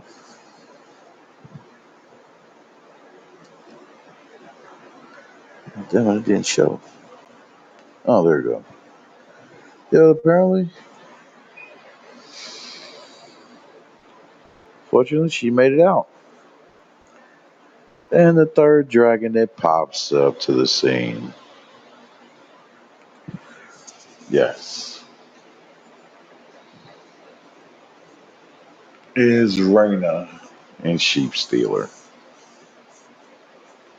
And she decides, okay, to tell him, hey, let's go over there and help out and fight. She still ain't all the battle, whatever, like trying to fuck with humans. That's what Sheep Stealer was trying to tell you that's the first time. That motherfucker said, all right, you want to claim me? All right, damn it. I'm going to give your ass a hard time. You going to regret fucking with me.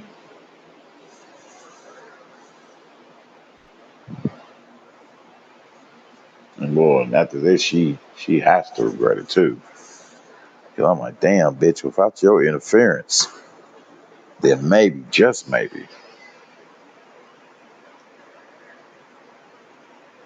that wild ass untamed dragon, and your impatient ass couldn't wait. Couldn't wait for Rhaenyra to give you a baby dragon.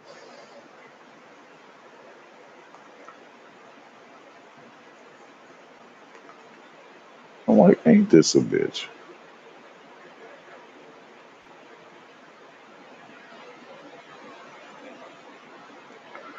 Yep. So you're still dragging that they're home, but you know when their home is about to be destroyed, especially too. And then again, I'm like, hey, she's already there. Plus, you know, she sees the battle going on and everything. But yeah, so it kind of like she could have stayed out of it, to where I look at it like, hey, do they have it taken, do they have it under control?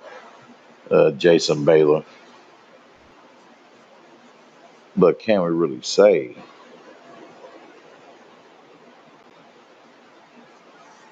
Can we really say that they would or would have had it under control if Raina and Chief Stealer didn't intervene?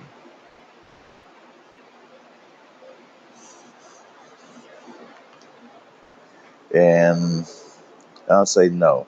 It wouldn't make a difference probably. And I'll tell you why here in a minute.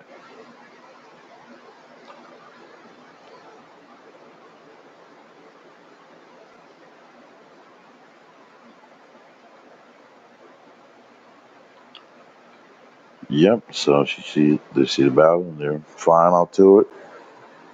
I'm like, damn. All right, so yeah, I'm like, damn, I kind of had like a bad feeling about this.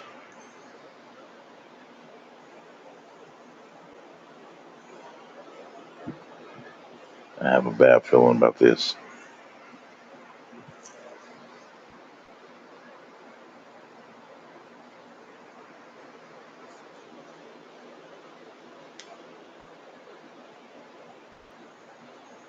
Excuse me, something was in my eye. But yeah, and this part right here, I'm like, damn, man. Like, this gotta be effed up, dude. Because Tylan Lannister, right?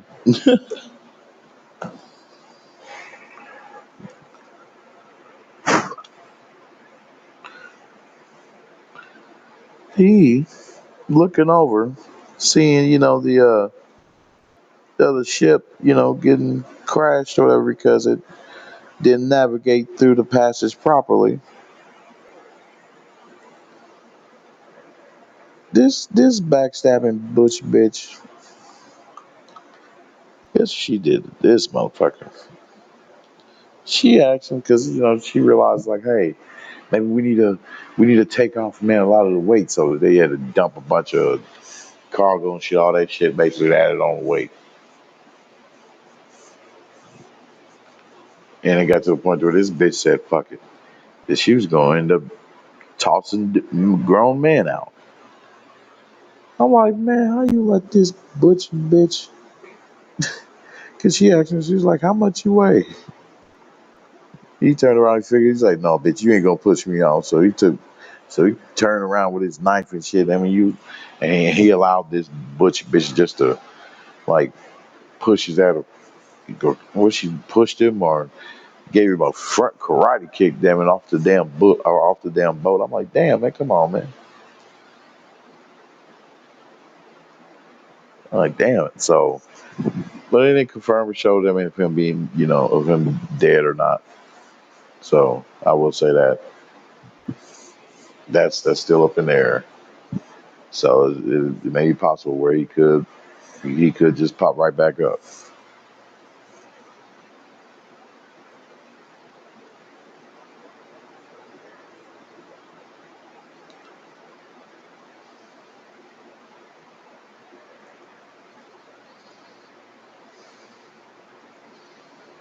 But damn, bitch, you wicked. But yeah, you need to get taken out. You know, like yeah, she's doing way too much.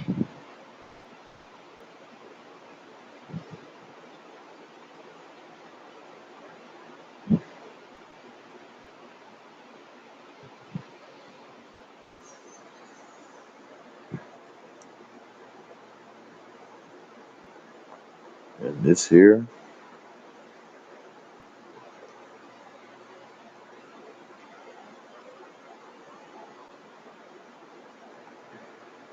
yeah, but I'm very surprised to see her. You know that she's still alive. That she made it through the teeth, as he called it.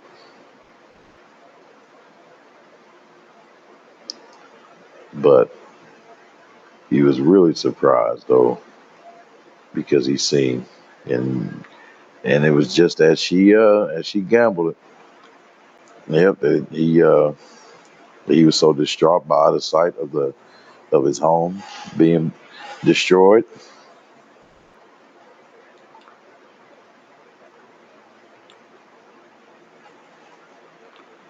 and then it took him off his focus. So,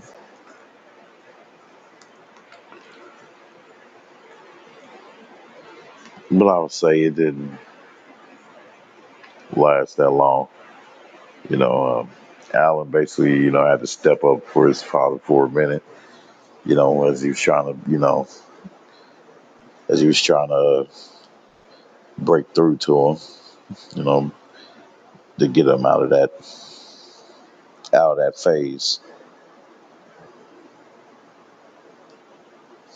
and get him back composed and focused.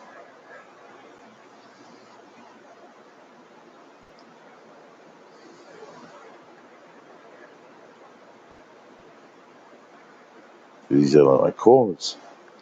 So yeah, so that was cool to see that great masculine example right there. You see that he didn't crumble and acted like he was helpless and couldn't give no orders. And I know he showed that he was a leader of men and stood up, damn it, and gave great example too of leadership by ordering his man, hey, to get in position to be ready to attack them and launch get those shields and crossbows ready.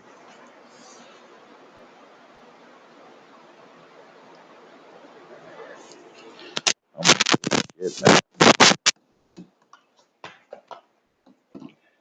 Like, good shit.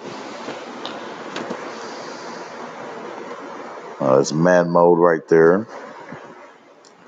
Great shit. Come on, load my pictures up, Rumble. Y'all gotta get better with that.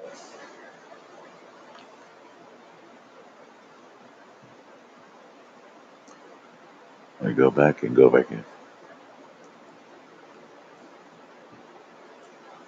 Oh, okay. Let me see. Oh, there we go.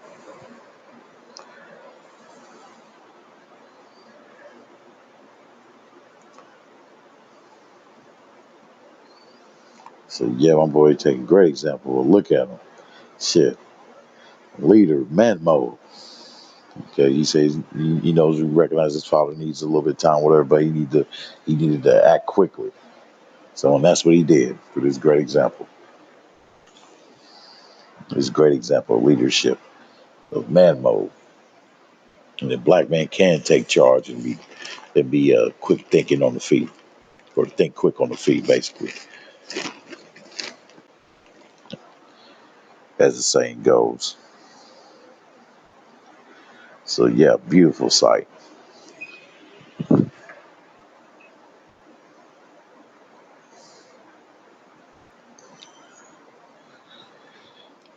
And this bitch, so as she escaped and everything, so she gets herself braced. She tell everybody to hold and brace yourselves, damn it, because she maneuvered in a way to where, hey, she decided to ram them to their side, pierce them so they can board their ship.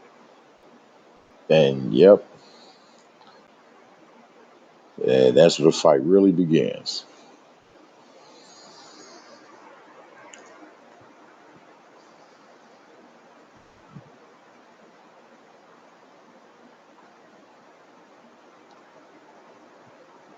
We.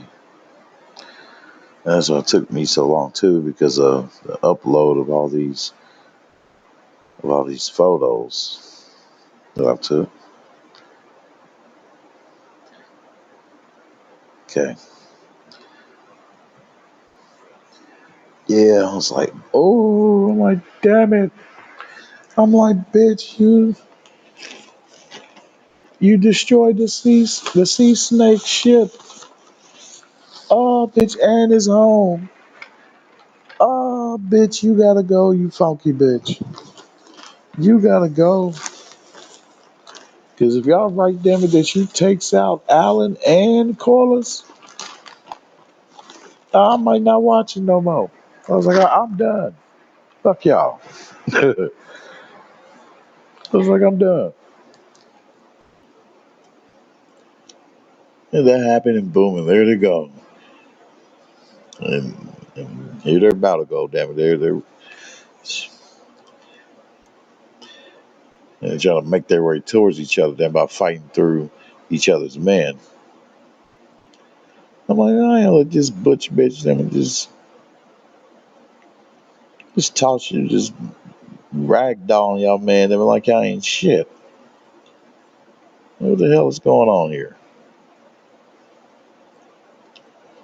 But we, as we know, like to do that shit to show some kind of woman power, whatever. But it ain't woman power. That's butch power. Hell, that's hairy, funky, coochie bitch power.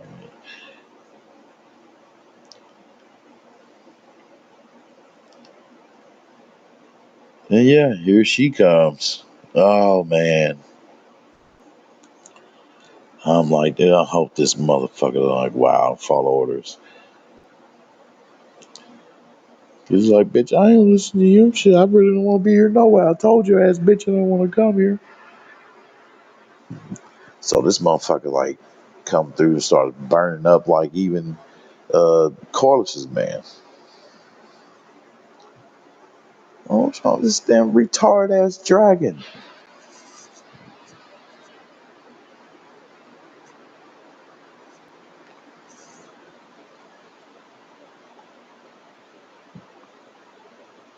So yeah, so Corliss, shit, he was down or whatever, I'm like, damn, that dragon's making it, it's making it rough.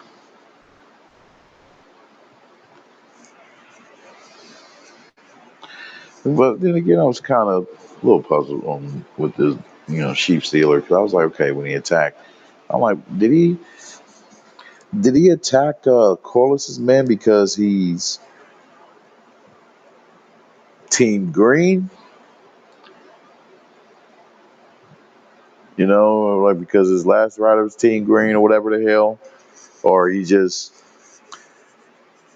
saying fucking like a wild rag, just start, just fucking, just say fucking, just start taking out everybody.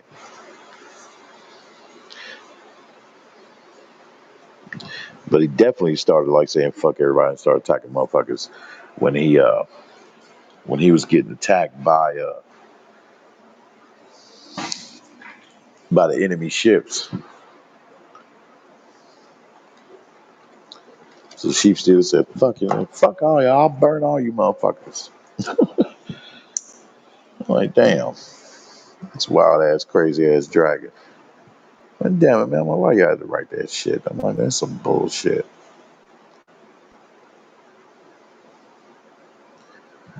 But it was cool to see him. Yeah, he finally starts, snapping out of it and shit. And he sees old girl, yep, and then that's where their battle started. And yeah, they was really going at it, boy. They was tussling back and forth.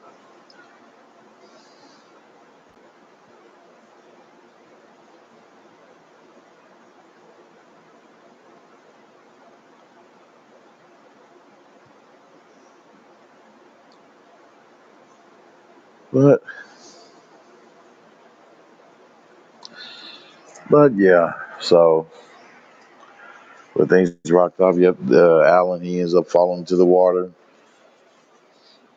and being attacked by one of the soldiers, by one of the pirates. I was glad to see that he took that some bitch out. I was like, yes, my boy made it. I'm like, y'all better not take out Alan. I'll be pissed. I was like, damn it, I'll be so pissed.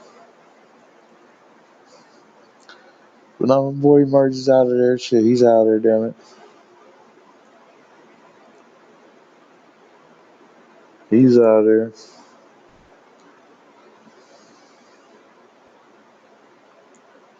So, yep. And my boy, he's taking out pirates in the water, boy. Fighting with such valor, too, damn. You hear me? Ain't no ounce of coward in my boy.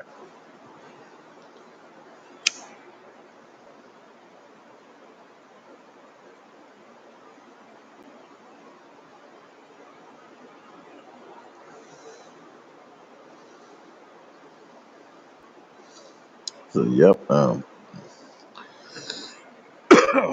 Took his ass out.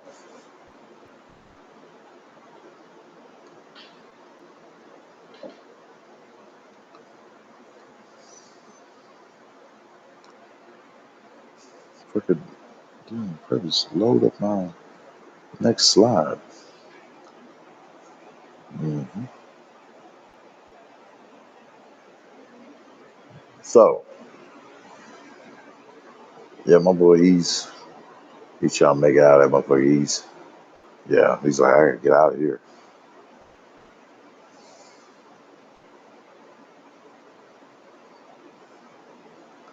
So yeah, so I like how they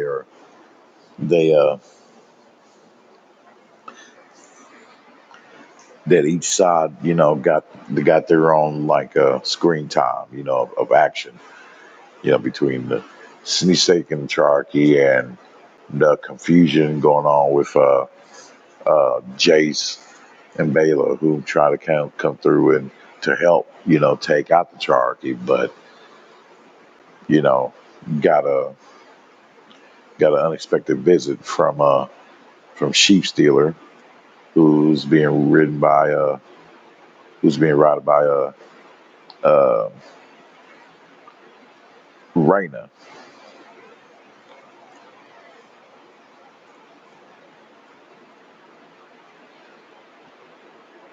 So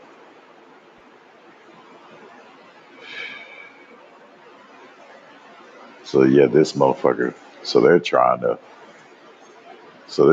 deal with the damn dragon, take him out, which threw their focus off because there's a good chance that I'll say that if when it comes.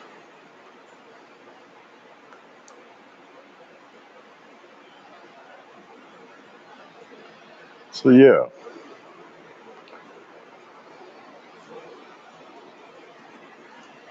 So she still said, "Fuck it. I see you other dragon riders with your dragon. I'm gonna take y'all out too. Shit, all you motherfuckers piss me off. Y'all can get it too."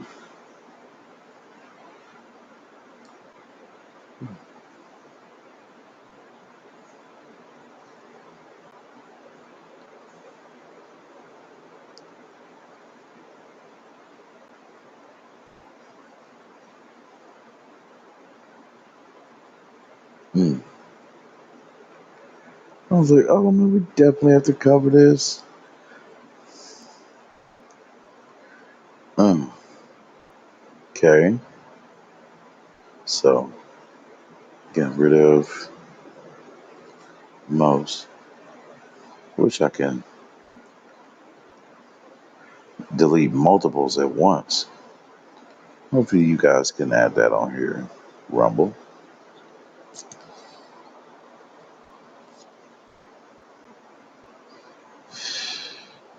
So yeah, we see your boy gets back up on the ship, on the broken ship, try to find and help Lord Corliss's father, but he sees He sees them engaging in battle with each other. So they both look and seeing each other. Yep. So he will call us. He's ready to go. He's ready to go. You hear me? Oh, I got smoke on this. Man, so yeah, please let me know what y'all think. Man. But yep, and hear about it. I'm like, damn. I was hoping for Corliss to, to fight with at least like I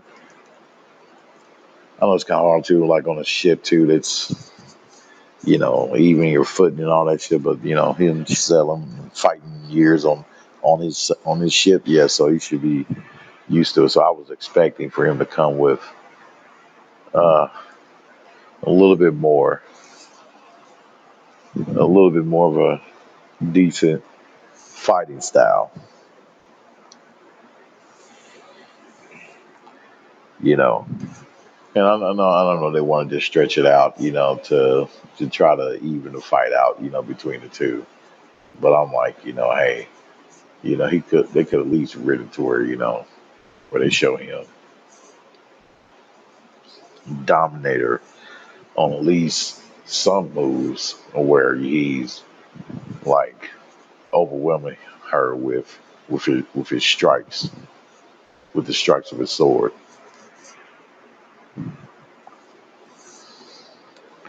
But yeah, but they're battling and shit, and I'm like, damn.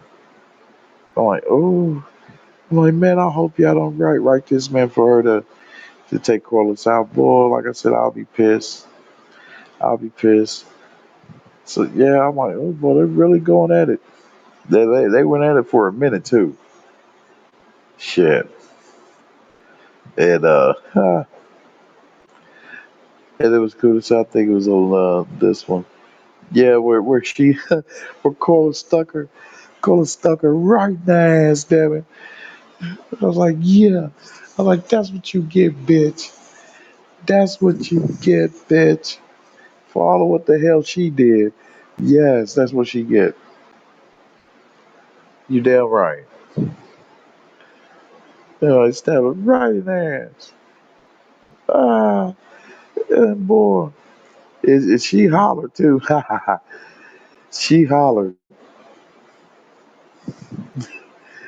Ooh, I think that crippled her fighting, not just her fighting capabilities, but her fighting spirit a little bit.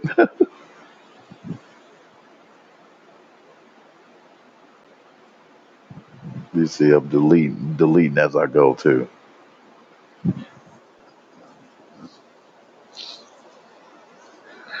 Oh shit!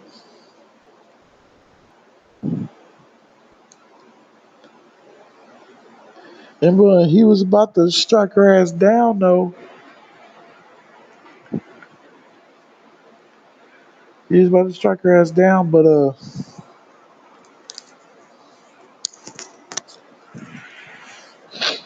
the damaged ship and everything, just yeah, it caused him to fall off, to fall over. And I was like, oh shit! I was like, I hope his ass didn't drown. I was like, come on, man. And he has on that armor too, and that adds on weight. But I'm like, damn, man. I'm like, I hope he was able to latch on to something, man. I hope he didn't drown and shit. I mean, damn, man, I hope y'all didn't take Corliss out, man, like that. And our boy Alan, he yells out, "Father!" So he's pissed, and ooh, so that's where he started looking, to see old girl there, she still remains, furious and thinking that that she took Corliss out. He runs over there to her. True, true man shit, true son shit right there, damn it. It's a warrior spirit right there, son. He out over there, damn it, got over there to her ass. You hear me? Hey, and then shit, and their asses started tussling.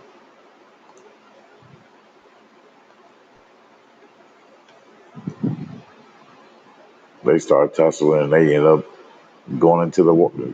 They end up going into the water, you know, just fighting and finishing their fight there in the water.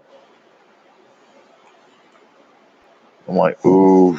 And like I said, with Game of Thrones, when you gotta keep an open mind, you know, going through expecting, you know, hoping for one protagonist, you know, to come out and they'll surprise your ass, as they have shown in the past.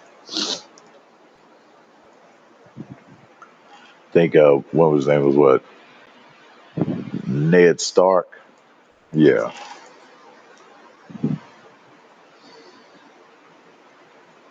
So I'm like, ugh. But this shit here, man, I was like, damn.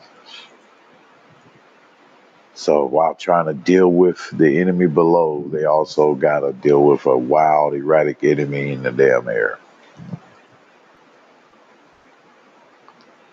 It's flying with them. So I'm like, damn, the sheep stealers trying to attack them too, and attacking indiscriminately at the ships below.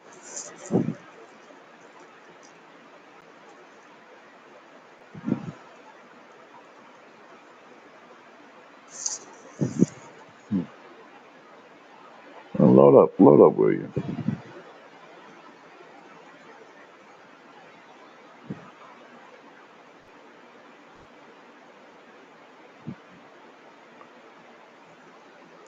Load up.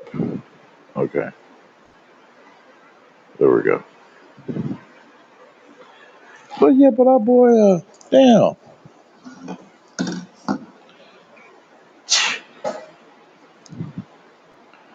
he gets caught again.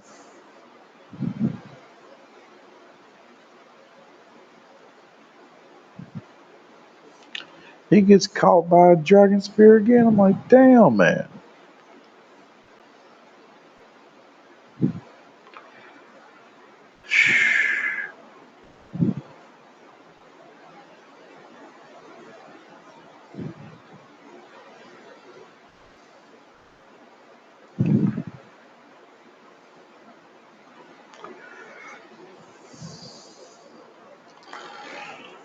I'm like, come on.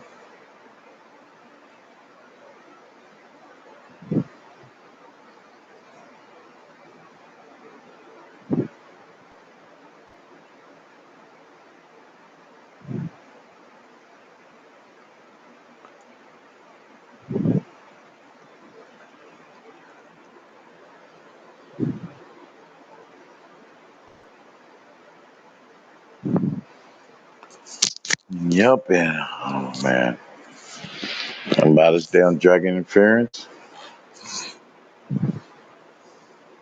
caused Jace to get caught up.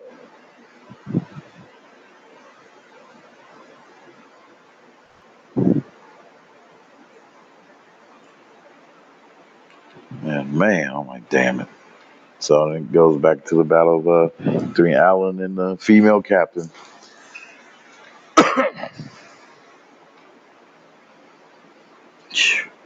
And she tried to, but boy, he was just so furious, man. He just took all the strength out on her, man. All the strength he can muster too. Take her out. So he tried to choke her out and everything, but he felt, you know, he felt that there was a knife on her.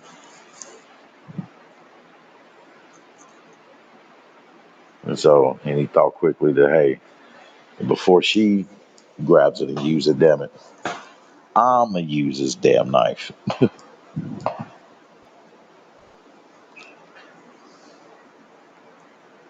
And so there she goes. She gets taken out. I'm like, damn. I'm like, yeah, bitch. About damn time, bitch. You doing too much, bitch. You did too damn much. Shit, she had to go.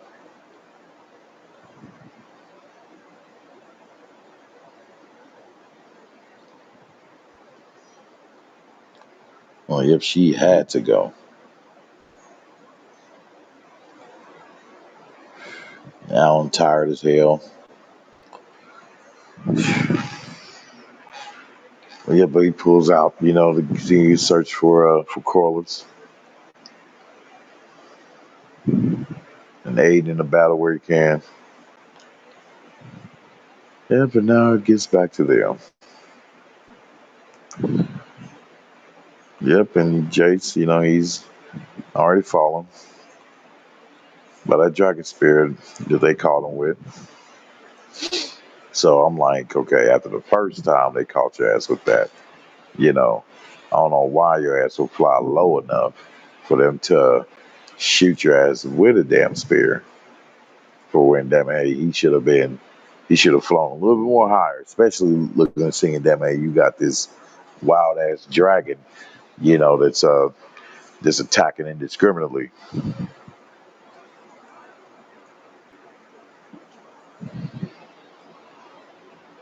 So he gets pulled down and she can really come down and help him.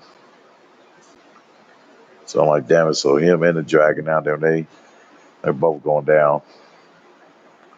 Him and Vermax.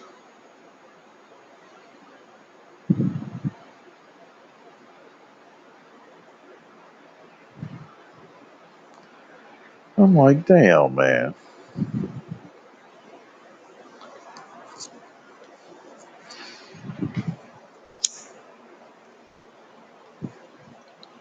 So I'm like, shit, I hope both of them don't go out. I'm like, man, hopefully Jace makes it out, man. I'm like, damn. Death Dragon. He's like, come on, Vermax. He's like, damn it, I'm trying. He's like, I can't.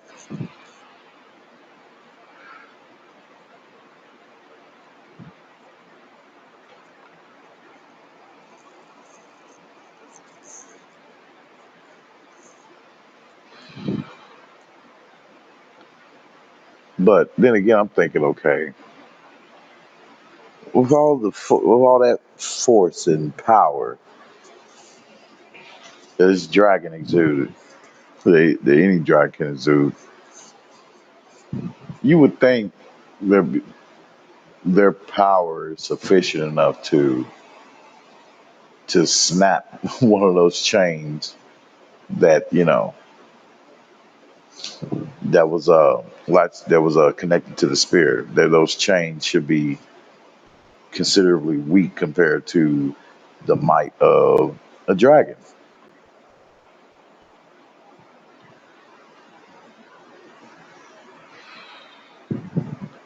You mean to tell me, damn it, you couldn't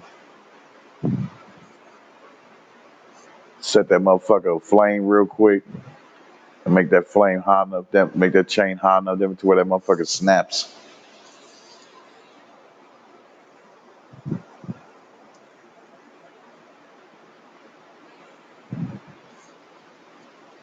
But Jay says he try to come up out of the water. He gets taken out by the enemy.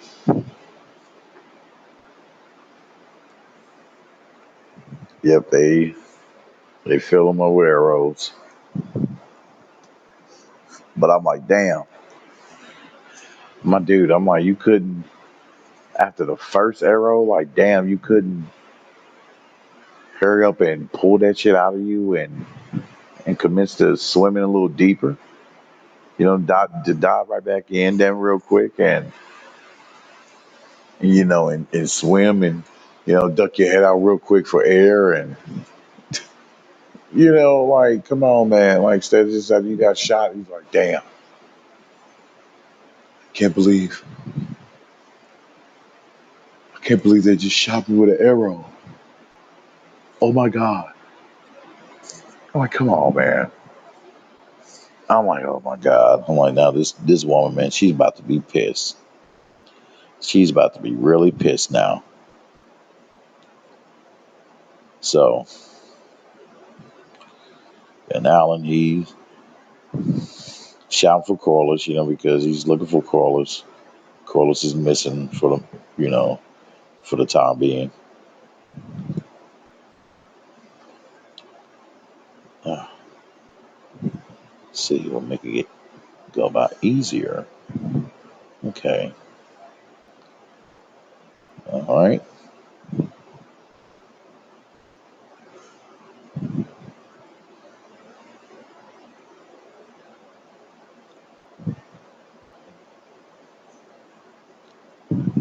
Jesus. A whole bunch of them.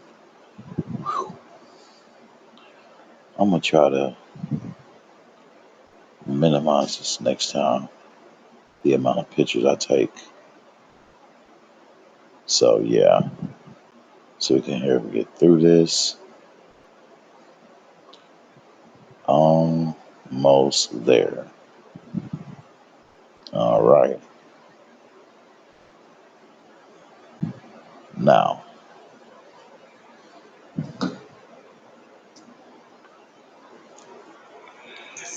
yep, and up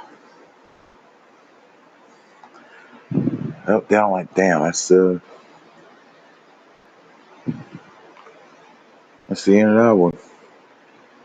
Now we're going to, episode 2. Show the show the sea show the ship of the sea snake, it's destroyed now. So I'm like, damn. But yeah, in the beginning, episode 2, we see,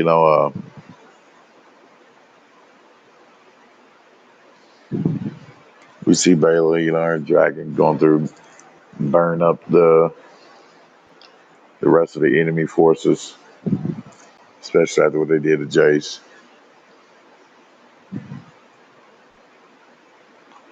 So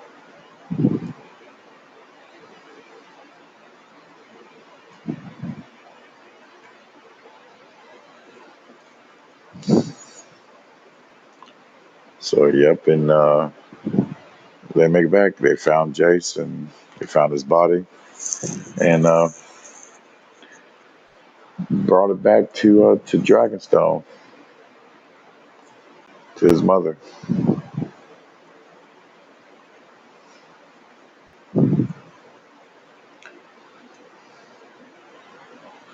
She's hurt and totally effed up about it. But then again, what could they do? Because it was just Rhaenyra going, which I would assume that she probably would have had Baela went with her. So who's to say, hey, that it would have been, or it could have been her, you know? And what I was going to bring up before about this, about the conclusion of the episode, was that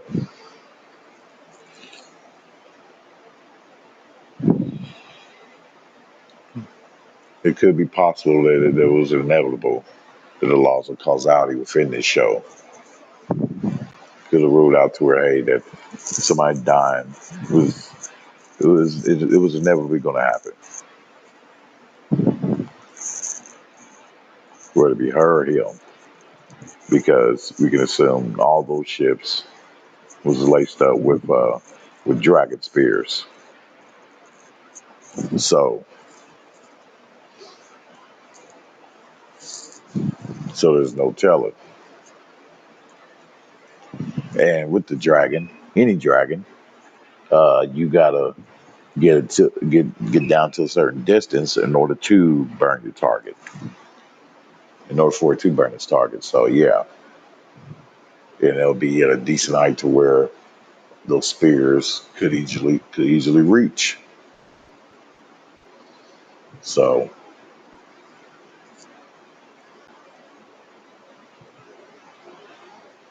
but if Sheep Stealer wasn't so crazy and was able to follow Reyna's instructions,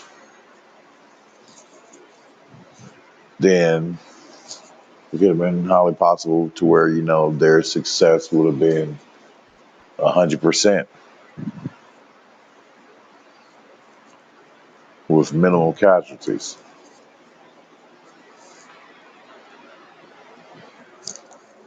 So, yeah, that's my 2 cents on that one. That's my 2 cents on that. We see, yeah, they're bringing the son back to the mother, and I'm like, damn, man, it's fucked up. So I know she's gonna be hurt. That's what I was saying while I was watching this.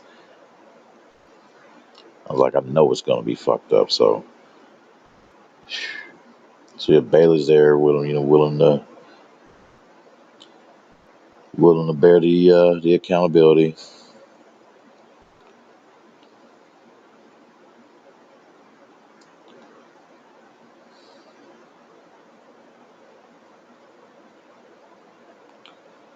And that's when Rhaenyra's knight acts like, hey, what happened with the battle? Like, that's when Bailey told them that they won.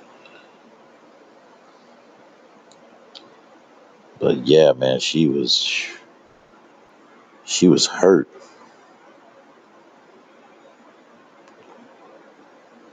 Yeah, Rhaenyra was messed up by that, man.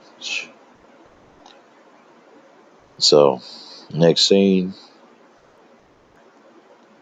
you see where Alan is looking for Corliss. Now it's cool to see him yelling out "Father," you know,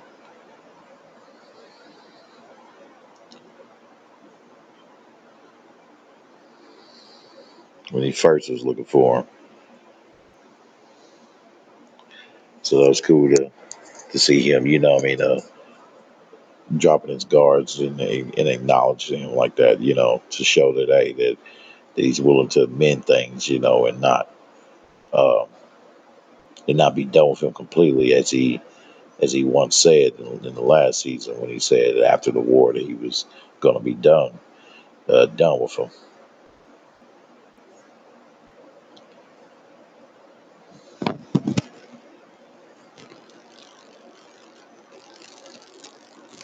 So yeah, so he's out searching for Corliss, and Raina, she goes back to I believe this is Casterly Rock, where she first was assigned to go by Rhaenyra, when she was ordered to go there with her sons, Joffrey, because they were assigned to leave from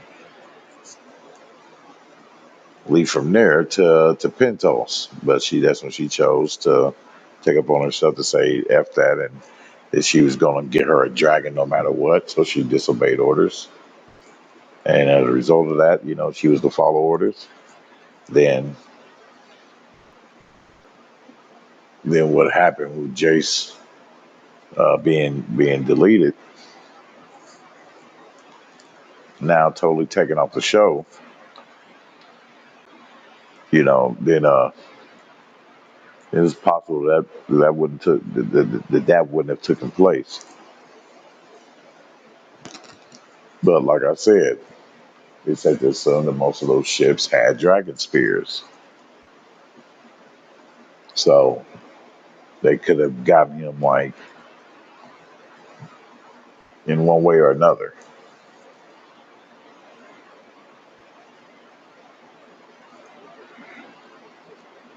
Because you got to think that'll be hard to dodge if you have to ride to down a certain uh, down a certain feet, so you can be able to take out your targets. Like if you're at that level, then you got to imagine. Okay, you got enemy ships on each side of you. You got like 6 of them on each side of you. Like, you know, you get some one of them on one of the sides where it's highly possible where you might get caught because you're way below the safe zone. So yeah, there's that on that one. But yeah, this is Rhaenyra's cousin, Lady Jane. who is the ruler of Casterly Rock, on which Rhaenyra made a deal with, but she failed to come through on her promise. But she tells Rhaena that, hey, you brought trouble to my doorstep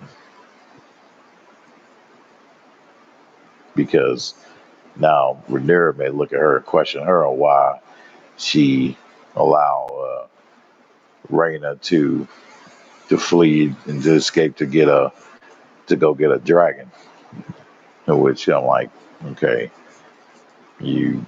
Hopefully she doesn't, because I'm like, then again, you can't blame her, you know, because after she left the gate, she was all on her own. She wasn't under her supervision no more, so that's not on her. But she tells Raina, hey, because of that, because she brought, danger to her doorstep, as she says, because Raina showed her, hey, I need asylum. She wants protection because she fears that she's gonna get blamed for what happened with Jace. So she, and that, but she, Lady Jane refused, and she tells her, hey, you said you want a dragon for protection. She said, I brought one. I just want an asylum. But she tells her no. So,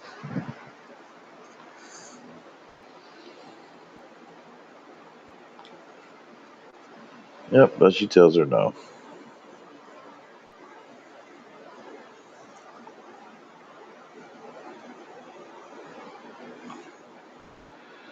Yep, and here they're celebrating their victory. Damon, Damon and his man, which some of the men are from House Stark.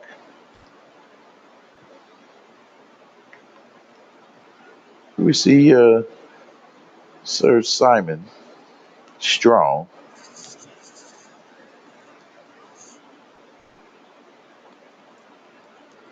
the Castellan of Harrenhal.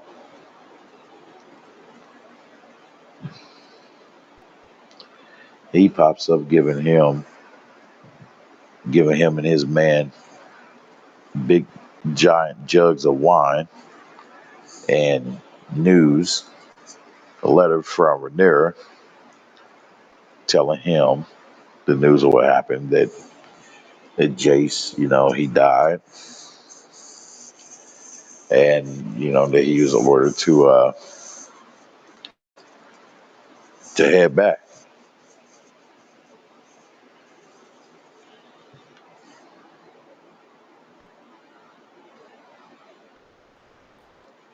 So,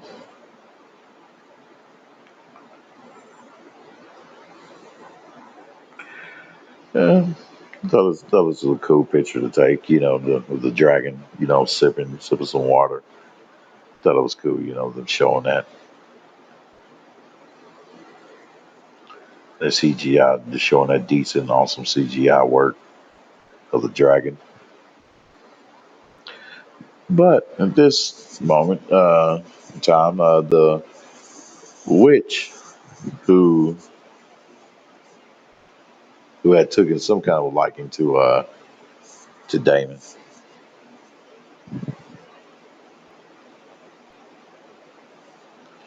as I remember vividly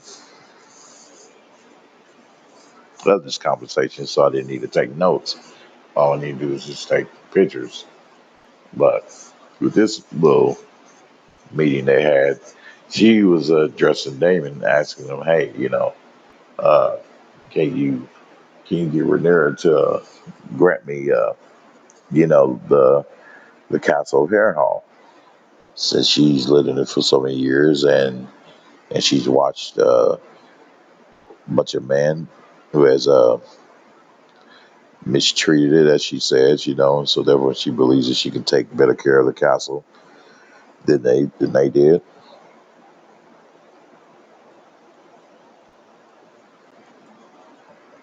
And yeah, that wouldn't look good. But he told her, hey, um, he couldn't because she has no no name, like no noble name she's attached to, you know. And he tells her, hey, that the crown is not in the business of giving uh, castles to to midwives. And she was like, is all I am to use a midwife? She looked at him. Because he knows too. That's why he looked at her. And she looked at him. Because she knows that he knows that that she's a witch that can work some wild ass wonders.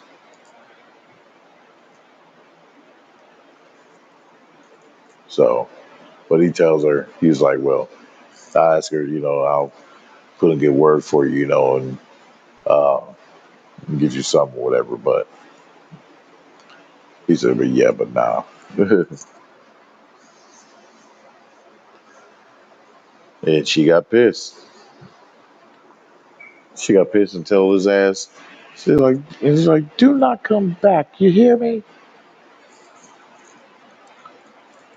I'm like, oh, dude. I'm like, you tripping, son. What the hell you doing, Damon? Trying to piss off a whole witch. And in this mystic, dark fantasy world, shit, you got no holy protection either. What the hell is wrong with you, man? But yeah, but here we see in this scene, the goes to Alan, back to Alan, him searching for Corliss, but also he ends up coming across, I would say his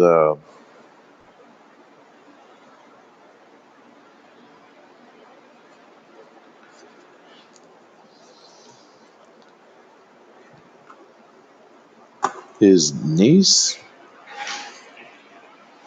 cousin, yeah. So Bayla, she pops up with her dragon, and to let him know, hey, which gave him some kind of consolation to see that, hey, that she popped up, and not only she popped up, but his brother did too.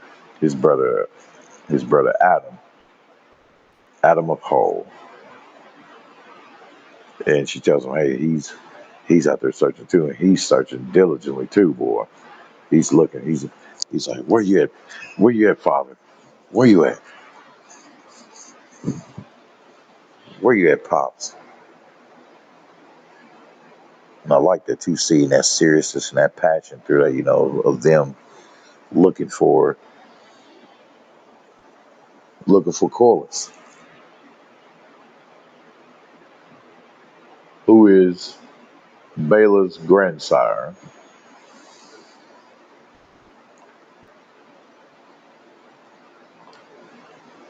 So yeah, so they end up, finding them. You know,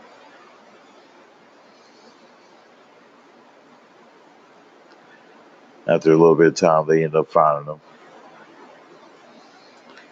And I was like, oh shit! When I seen him, I was like, man, I hope he they ain't have him just washed up and just to show that he drowned and he's dead. I see my guy moving. I'm like, yes, sweet, awesome. Well, he's alive, sweet. All right,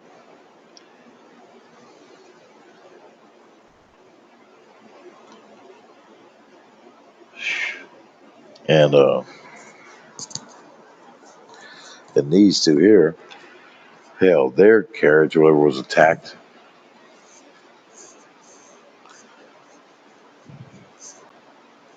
probably by some mercenaries or whatever. But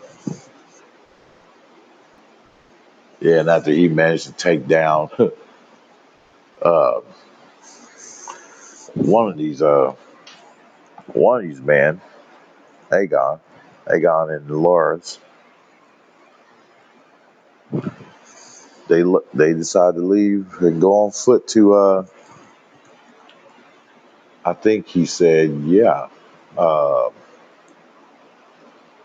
Casterly Rock they was heading off to. I believe so. No, they're going to Rook's Rest, where the battle took place, so where he came through and intervened when he should have listened. It stayed out of it, but no, he showed up, and yeah, that's where it happened of him getting crippled. So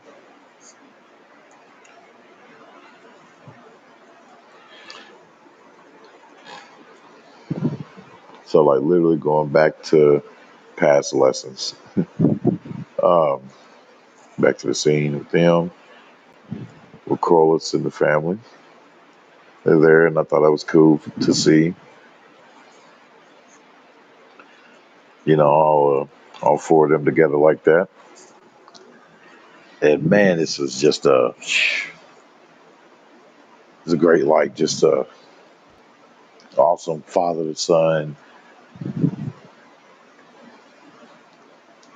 chest out, chin up, straight masculine talk between him and his son when he stated to him, when he said Alan, as they looked afar to see Driftmark burnt up by what the female Captain Lohar did. So he tells him, he's Alan, he's like, I have nothing to give you but my name. My name is what I give you. And he stood up to him and looked at him. I'm like, man, it's nothing but just glorious masculinity being displayed right here. Alan looked at him and told him, he was like,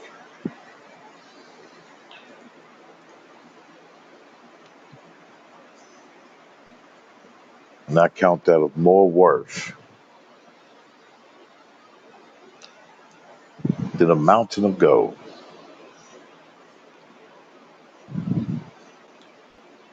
Instead, love, appreciation and admiration of his father that he has, that he displayed, that exuded from him through that screen. I felt it. Yes. Yes. Love it. Damn it. They looked at each other with such seriousness too, and where they locked in. Their bond, their bond formed ever stronger after coming out of that battle. After coming out of that with a win, no less. But didn't feel complete because he lost his home. Something he cherished greatly because he knew that was something he was looking to pass down onto his heirs. Generational wealth.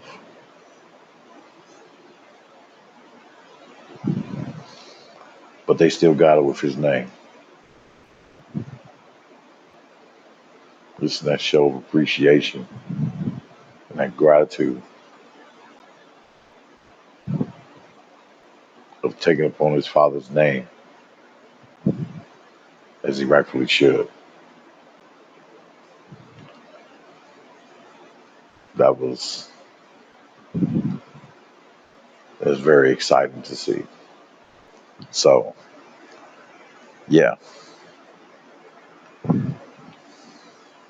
this scene. Yep, is where Allison is telling his man that Rhaenyra's coming and she's on her way, and that he needs don't know if his name Barnes or something. But yeah, that he needs her help. I mean, that she needs his help to help clear out people, so she can have a easy, safe arrival. So I think he reneged or whatever on his promise to her, or whatever. I don't know. But yeah, getting through it. This here,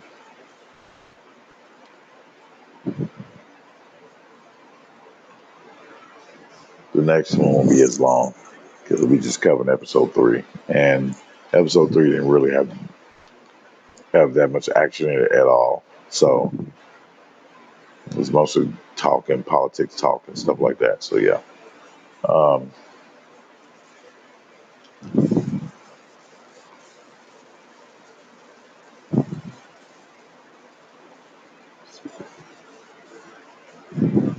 yep, and this one here, I was like, oh shit, oh damn. Oh yeah, they pissed off Damon because they broke the orders. They broke the orders, but they went along with Ulf, and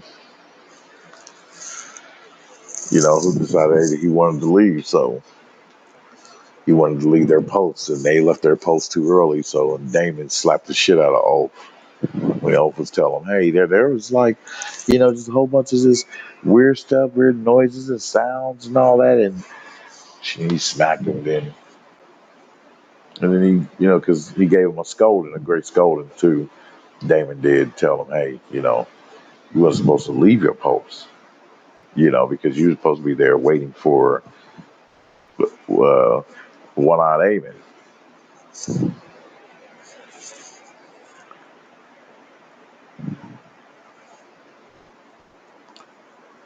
But yeah, but that's when they told him, "Hey, that there was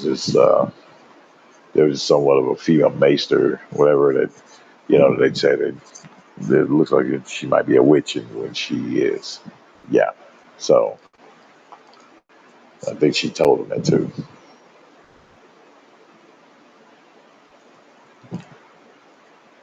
And that's where Damon had that look in his face, like, "Oh, okay." You could tell there's some level of care for this witch that he has. So,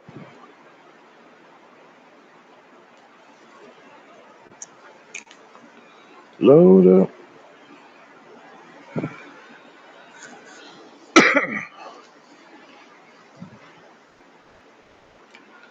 Yep, and so in a situation like that, they've been whole witch popping up them and telling you should go. Motherfucker, you should do just that. Whatever the reason she had to say that,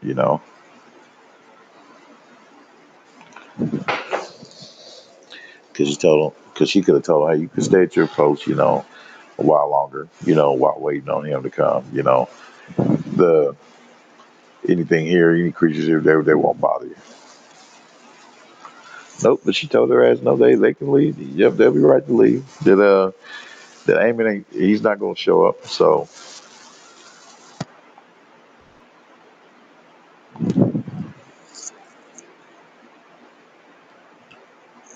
yeah, I gotta touch on her a little bit more through this.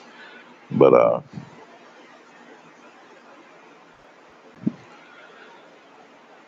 yeah, we see Masara's talking to the Damon.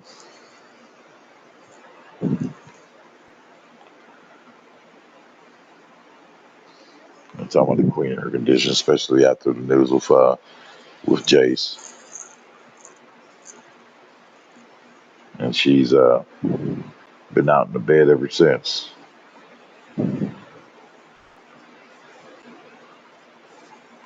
Is a Damon's kind of question. It's like, what kind of game are you playing? He's like, you're just such a, you know, at a low station, and you just, slither your way up to being next to the queen, to being a queen advisor. So I'm like, yeah, man,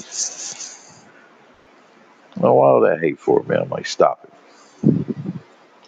I'm like, the girl showed her loyalty, more times over.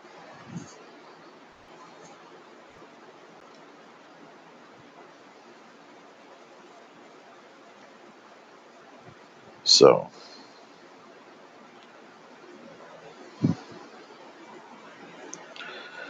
yeah, they had to talk, but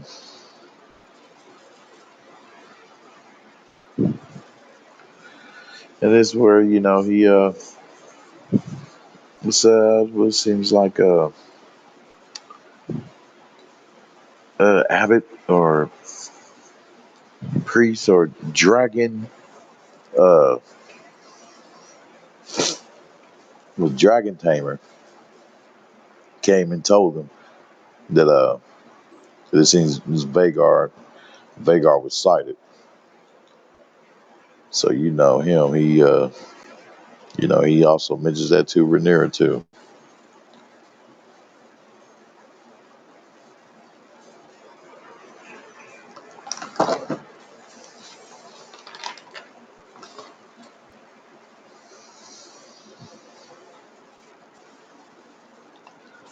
And what was crazy in this one was that she says to him, like, man, like, crying and regretting now, saying like, man, so my kids died because so I can sit on the throne. And I'm like, well, this is war. This is typical to happen. And, you know, where there were family members get involved type of shit. So, and you look at it like this, like, hey, this can't be the first time, or it's not the first time that family members, royal family members, were lost, died during battle or during wars.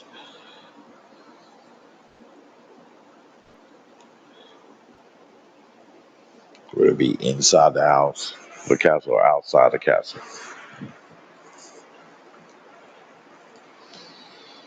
But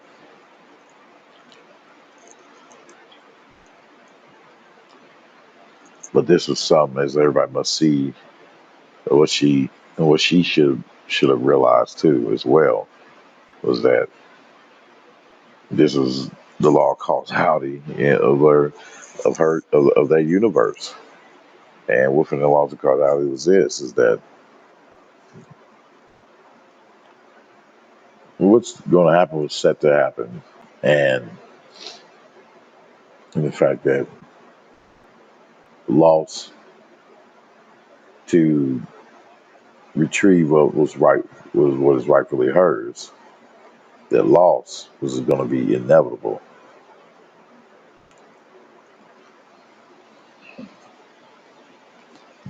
So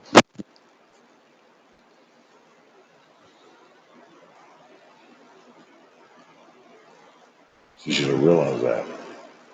And that it was going to come about. And it was so of the inevitable to where, with the laws of causality of that universe, was that she was going to have, that she was going to have to fight against them in some way or form or another. Because why? If she was to cave in and, and just not protest it in the first place about her, about who's the rightful ruler type of shit. If she didn't protest at all, she was still going to have to fight or put up some kind of fight, because, or just allow them, which they would end up doing between Aegon and Aemon and High Towers, coming to the agreements to delete Rhaenyra and her family to end the threat to their ruling.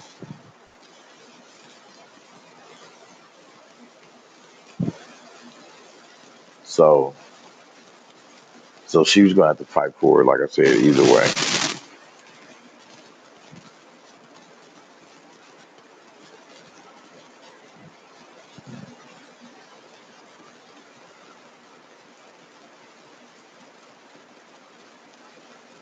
No, I didn't skip the scene. Nope. Oh, yeah. This motherfucker here, who was supposed to be the Lord of, or the Keeper of Laws.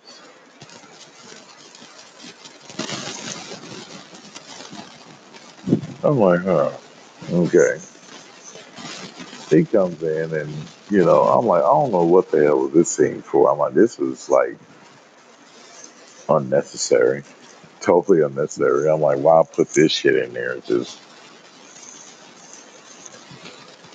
of this, uh, of this essay moment of this dude who's supposed to be a part of their council there at King's Landing, of their court. But out of his rage and suspicion, as he figured out that as he told her that he knows that she basically have been leaving out and conspiring with the enemy. And so therefore he thought it was okay for him to take it upon himself to try to force himself upon her until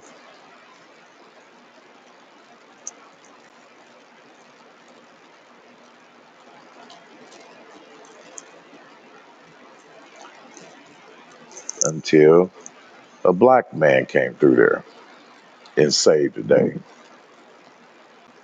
as he come through with guards to snatch him and take this sick bastard away. Yep, the Black Maester.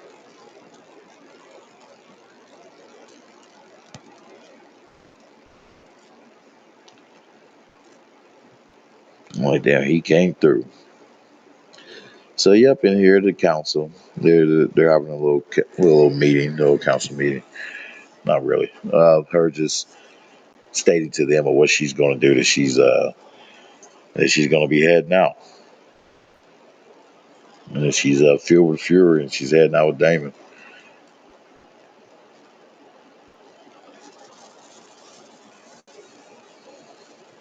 I'm like, oh girl, I'm shit. I'm like, yeah, I hope you can think a little clearly. So, and they're against her going out and everything else, and going to this to King's Landing because she said, fuck it, she's heading there now, regardless of the risk.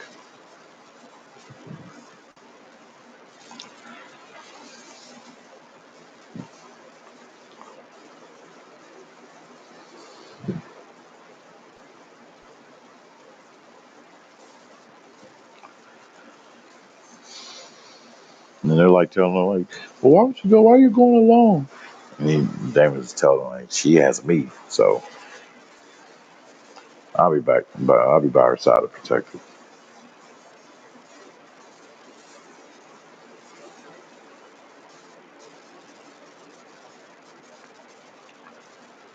And she, Masara represents her with the crown.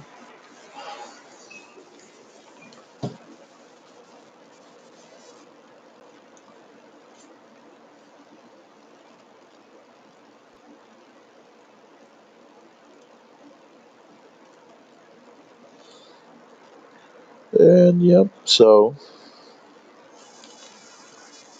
before she heads out, and she has a little help with her.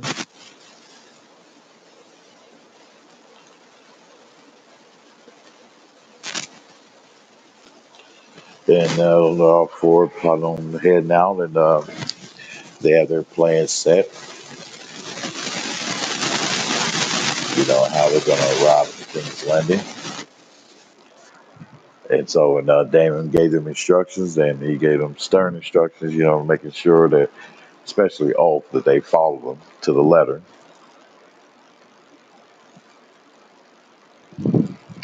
In in how he chose to uh, how he chose to come with the layout. You know, he basically told them, "Hey, that this is the blueprint, this is the plan."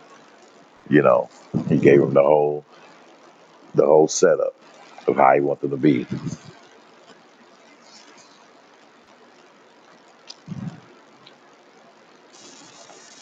And so, yeah, she's super pissed. She's ready to head out.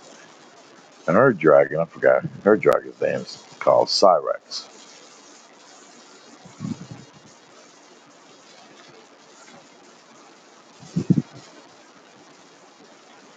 And Damon, he's like a serious boy, like with that serious, like, hey, I will I will take you out look. I will take you off the map kind of look.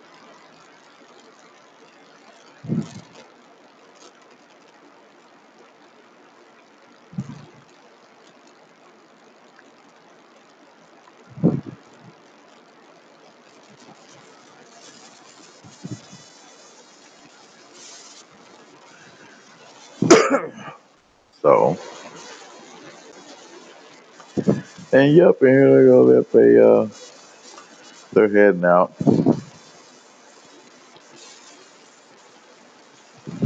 They're heading out, leaving Dragonstone, heading to King's Landing.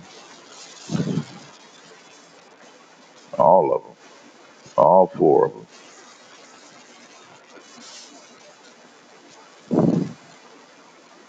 And here, this girl, ever so mysterious herself, who speaks in her little riddles of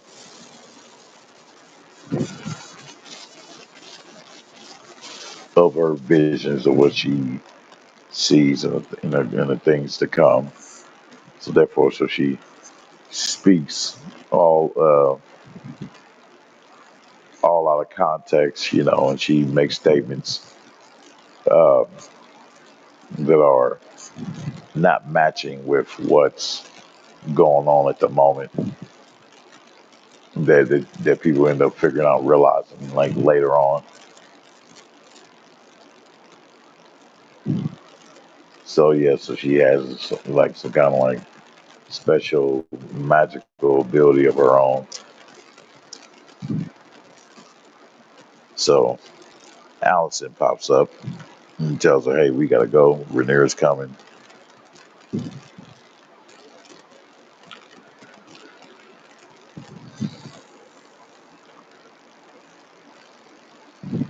And she grabs this book that's in Alice's hand that I'm wondering about. Is like, what is this book in particular? What is this book? But she feel like that she need to keep close to her. So,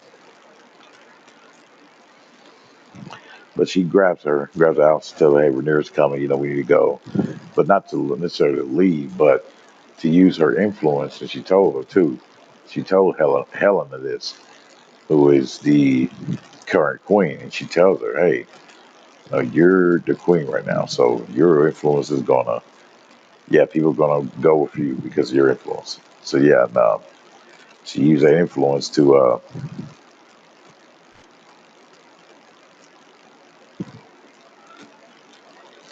stop this dude at the docks from posting up, you know, and getting ready for if any dragons come by, type of thing. So yeah, he had his spears ready.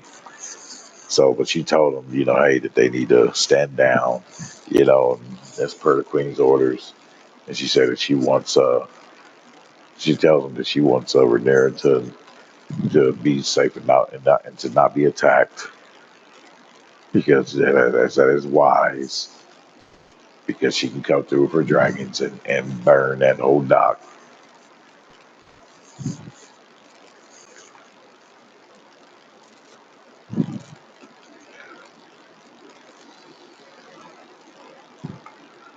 Yep. So and next thing, yep, we see where they finally where Kristen and Gawain, Sir Gawain finally see they finally see Aemon and his dragon and seeing that he's headed for Harrenhal. And so they took that as a message, saying, hey, well, we're off to Harrenhal then. Well, let's head out. So I'm like, oh, well, damn. I'm like, fuck, why them crazy bastards leave from their posts. And yeah, it's going to tie into with the witch too. That I'm going to mention her later. So, yep, that's Daemon and his dragon.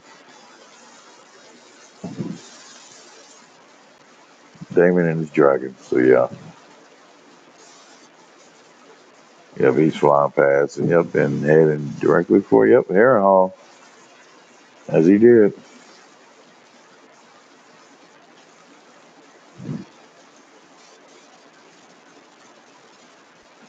Yep, and he's there. Showed up with that big ass dragon, on which they may need all 6 dragons them to take out this son of a bitch. So I don't know how that battle's gonna go down. We know that's gonna be like the biggest battle right there that they're savoring for us. So yeah, he's there. I'm like, damn, he came through and burnt up, man, everybody, and like didn't really spare nobody. Came through and took out Sir Simon Strong, man.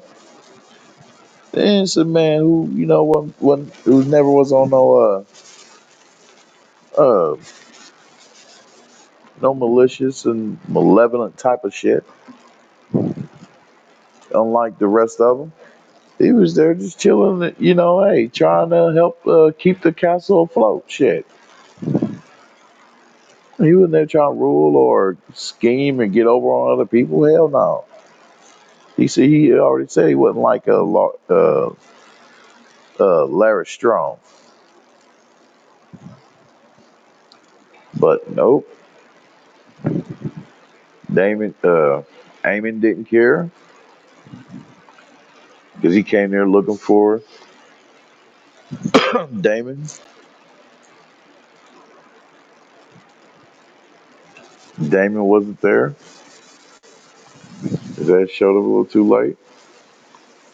But this motherfucker chose, hey, Simon's trying to plead him, tell him, hey man, I don't fight no more, man. But Eamon just chose to just say effort and just start taking out everybody. So he killed him and deleted both of his sons too, slayed both of his sons. I'm like, damn you bastard. Oh, damn you cold. You are super cold with that one.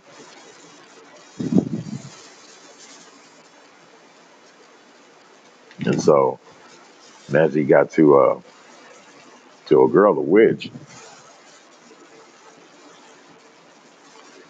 who ends up appearing, I'm like, oh, I got a sword pointed. When he should have his sword pointing the other way, as in heading away. You dumb little young bastard.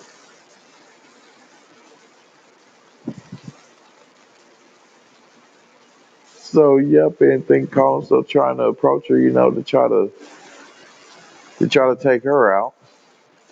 And look what she got his ass doing. Look what she ended up doing. Yep. Using the magic on your dumb ass.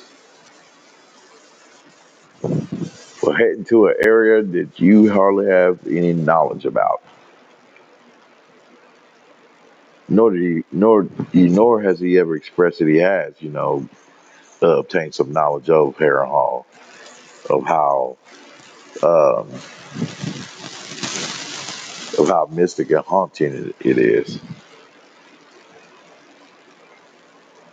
And yep, and so she got some crippled. Hey, she handles them.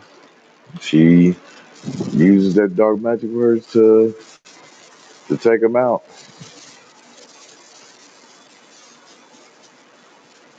And now that I was like, yep, well, that's what you get, dummy. That's what you get, you dummy.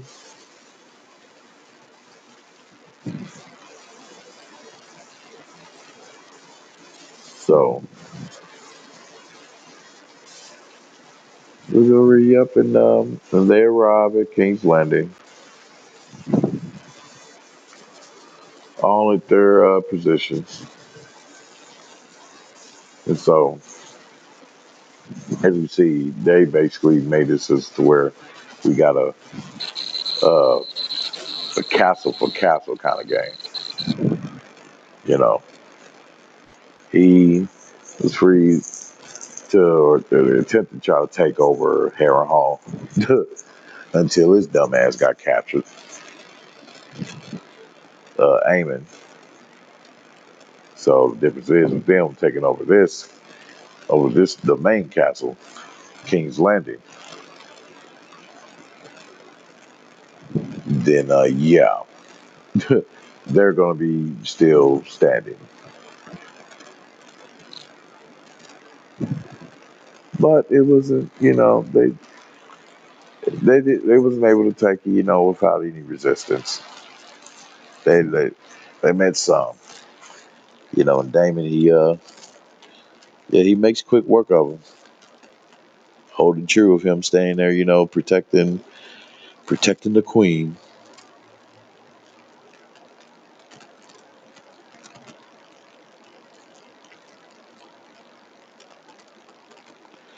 And so, yep, and she arrives at the throne room with Damon, and they're there, and they met with the King's Guard. So they was like refusing to let her to take the throne. And so,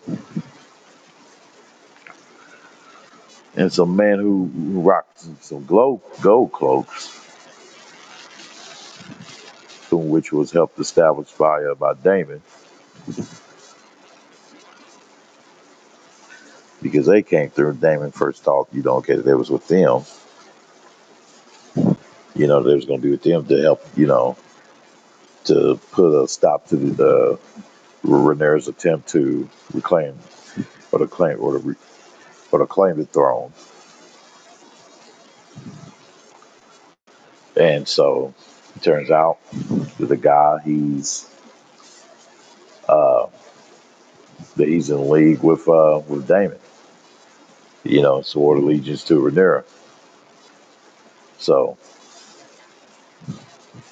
basically became, the numbers became in their favor. It went to their favor, Damon's. So the old King's Guard, Aegon's King's Guard. Yep. So they chose to stand down.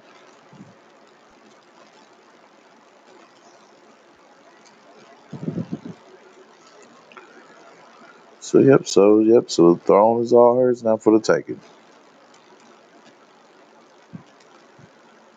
The throne is hers now for the taking. So the man. So dude and his man, they had no choice but to surrender or be slaughtered.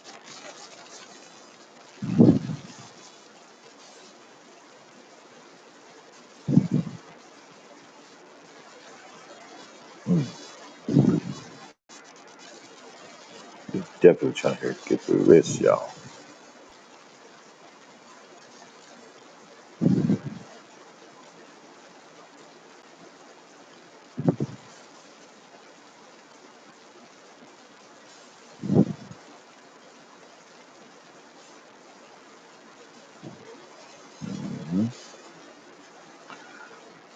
Yeah, but so she, I was amazed too. Okay, so she bravely pulled out her sword and said, "Shit, damn that." She's like, I'm gonna go out fighting if I have to." So, well, all right.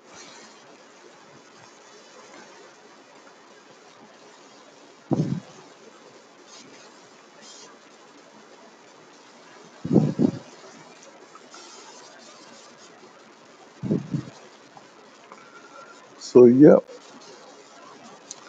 Can't do that. I forgot the name of this guy and his man.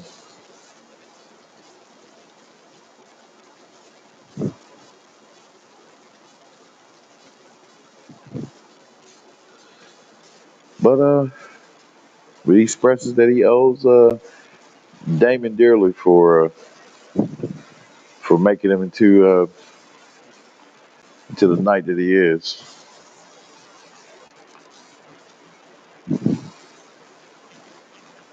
And we get back to the Maester where they catch the Maester and the Black Maester, and as he was close to about to take him out, and believe that he's in league with loyal to Aegon in the High Towers. The Maester told him, "No." He's like, "No, I swear fealty to Rhaenyra." He's like, "Shit, damn all that shit." He's willing to give him the spill and everything else, and he told Damon, he's like, "Well, I may have somebody else who may be of a higher interest to you." So therefore, Damon, hey, he pointed out to dude who attacked Allison. But in getting there to the cell,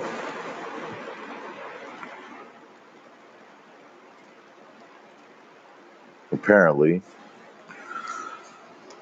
Lord Larry Strong left Damon Targaryen a present, according to one of the jailers. And he led him to a cell that, yeah, Kami had wondered at first. I'm like, who's in there? Why is this motherfucker laughing so hard? So, yeah, so he kind of left him a present, I guess. So, and that present was,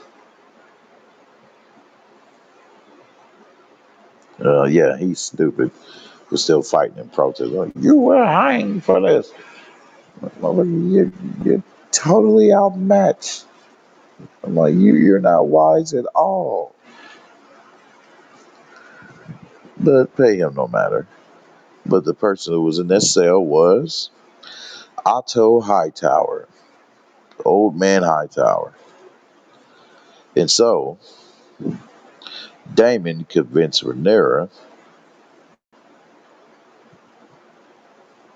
and she is shocked to see him herself, but still, like, just uh, compiled with all these different emotions and shit like that. She knows she needs to get regulated so she can rule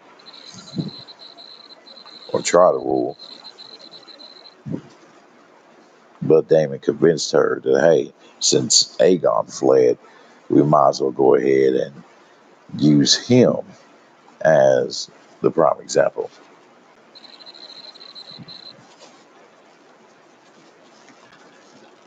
Okay, to have him father to take Aegon's place.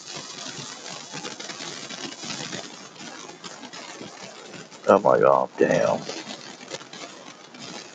I'm like, shit, the man just got out himself for the first time in this time frame, what, months? Shit. We're just now seeing him after all this time.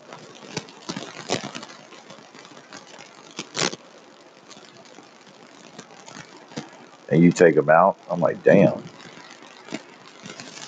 Okay.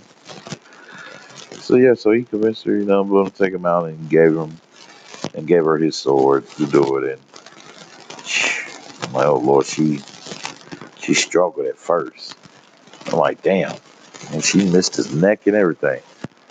She came back with the second strike. It took it off. I'm like, damn. And so she was like, really crying through and everything else, and snot was coming out of her nose. I'm like, damn, well, she really poured her all, man, to this acting. I'm like, damn.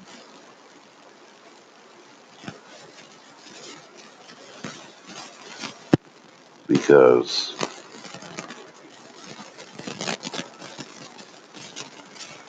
now, after doing that, because she knew she was hurt too, because she knew them all her life too as well, and it pained her to do that because she knew that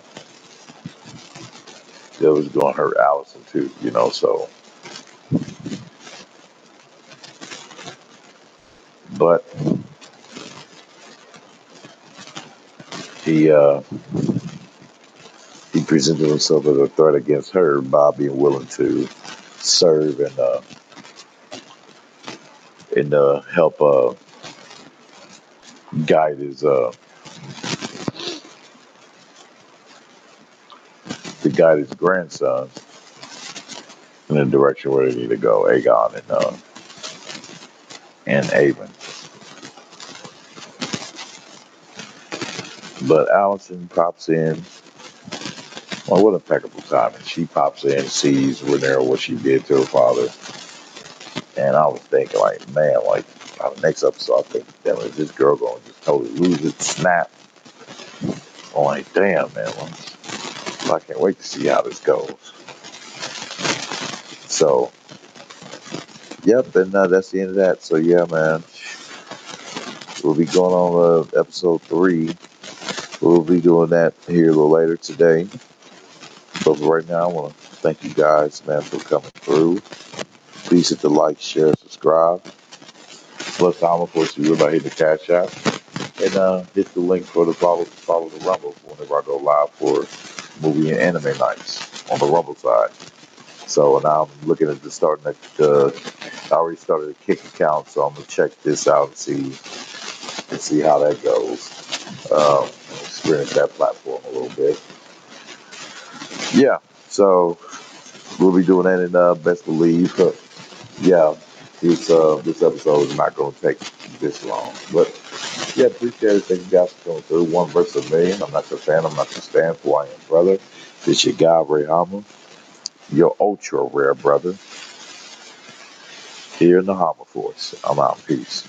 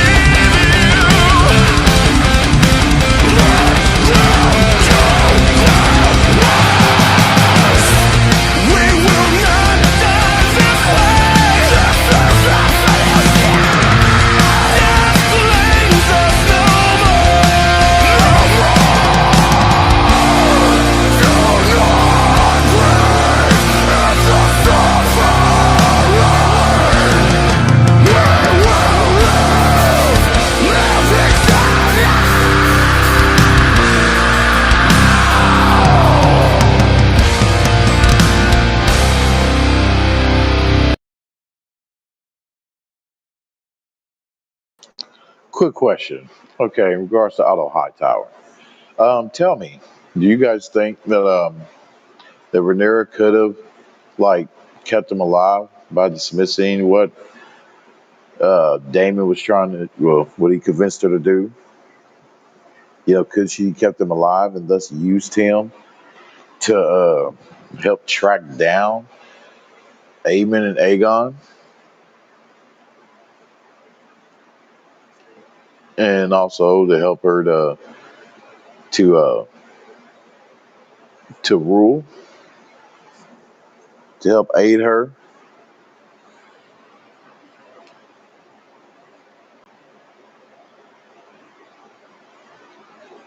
But even though he didn't plead for that, but she could have still, you know, seek to test it out, I guess. But thanks, though. That was it. All right, I'm out.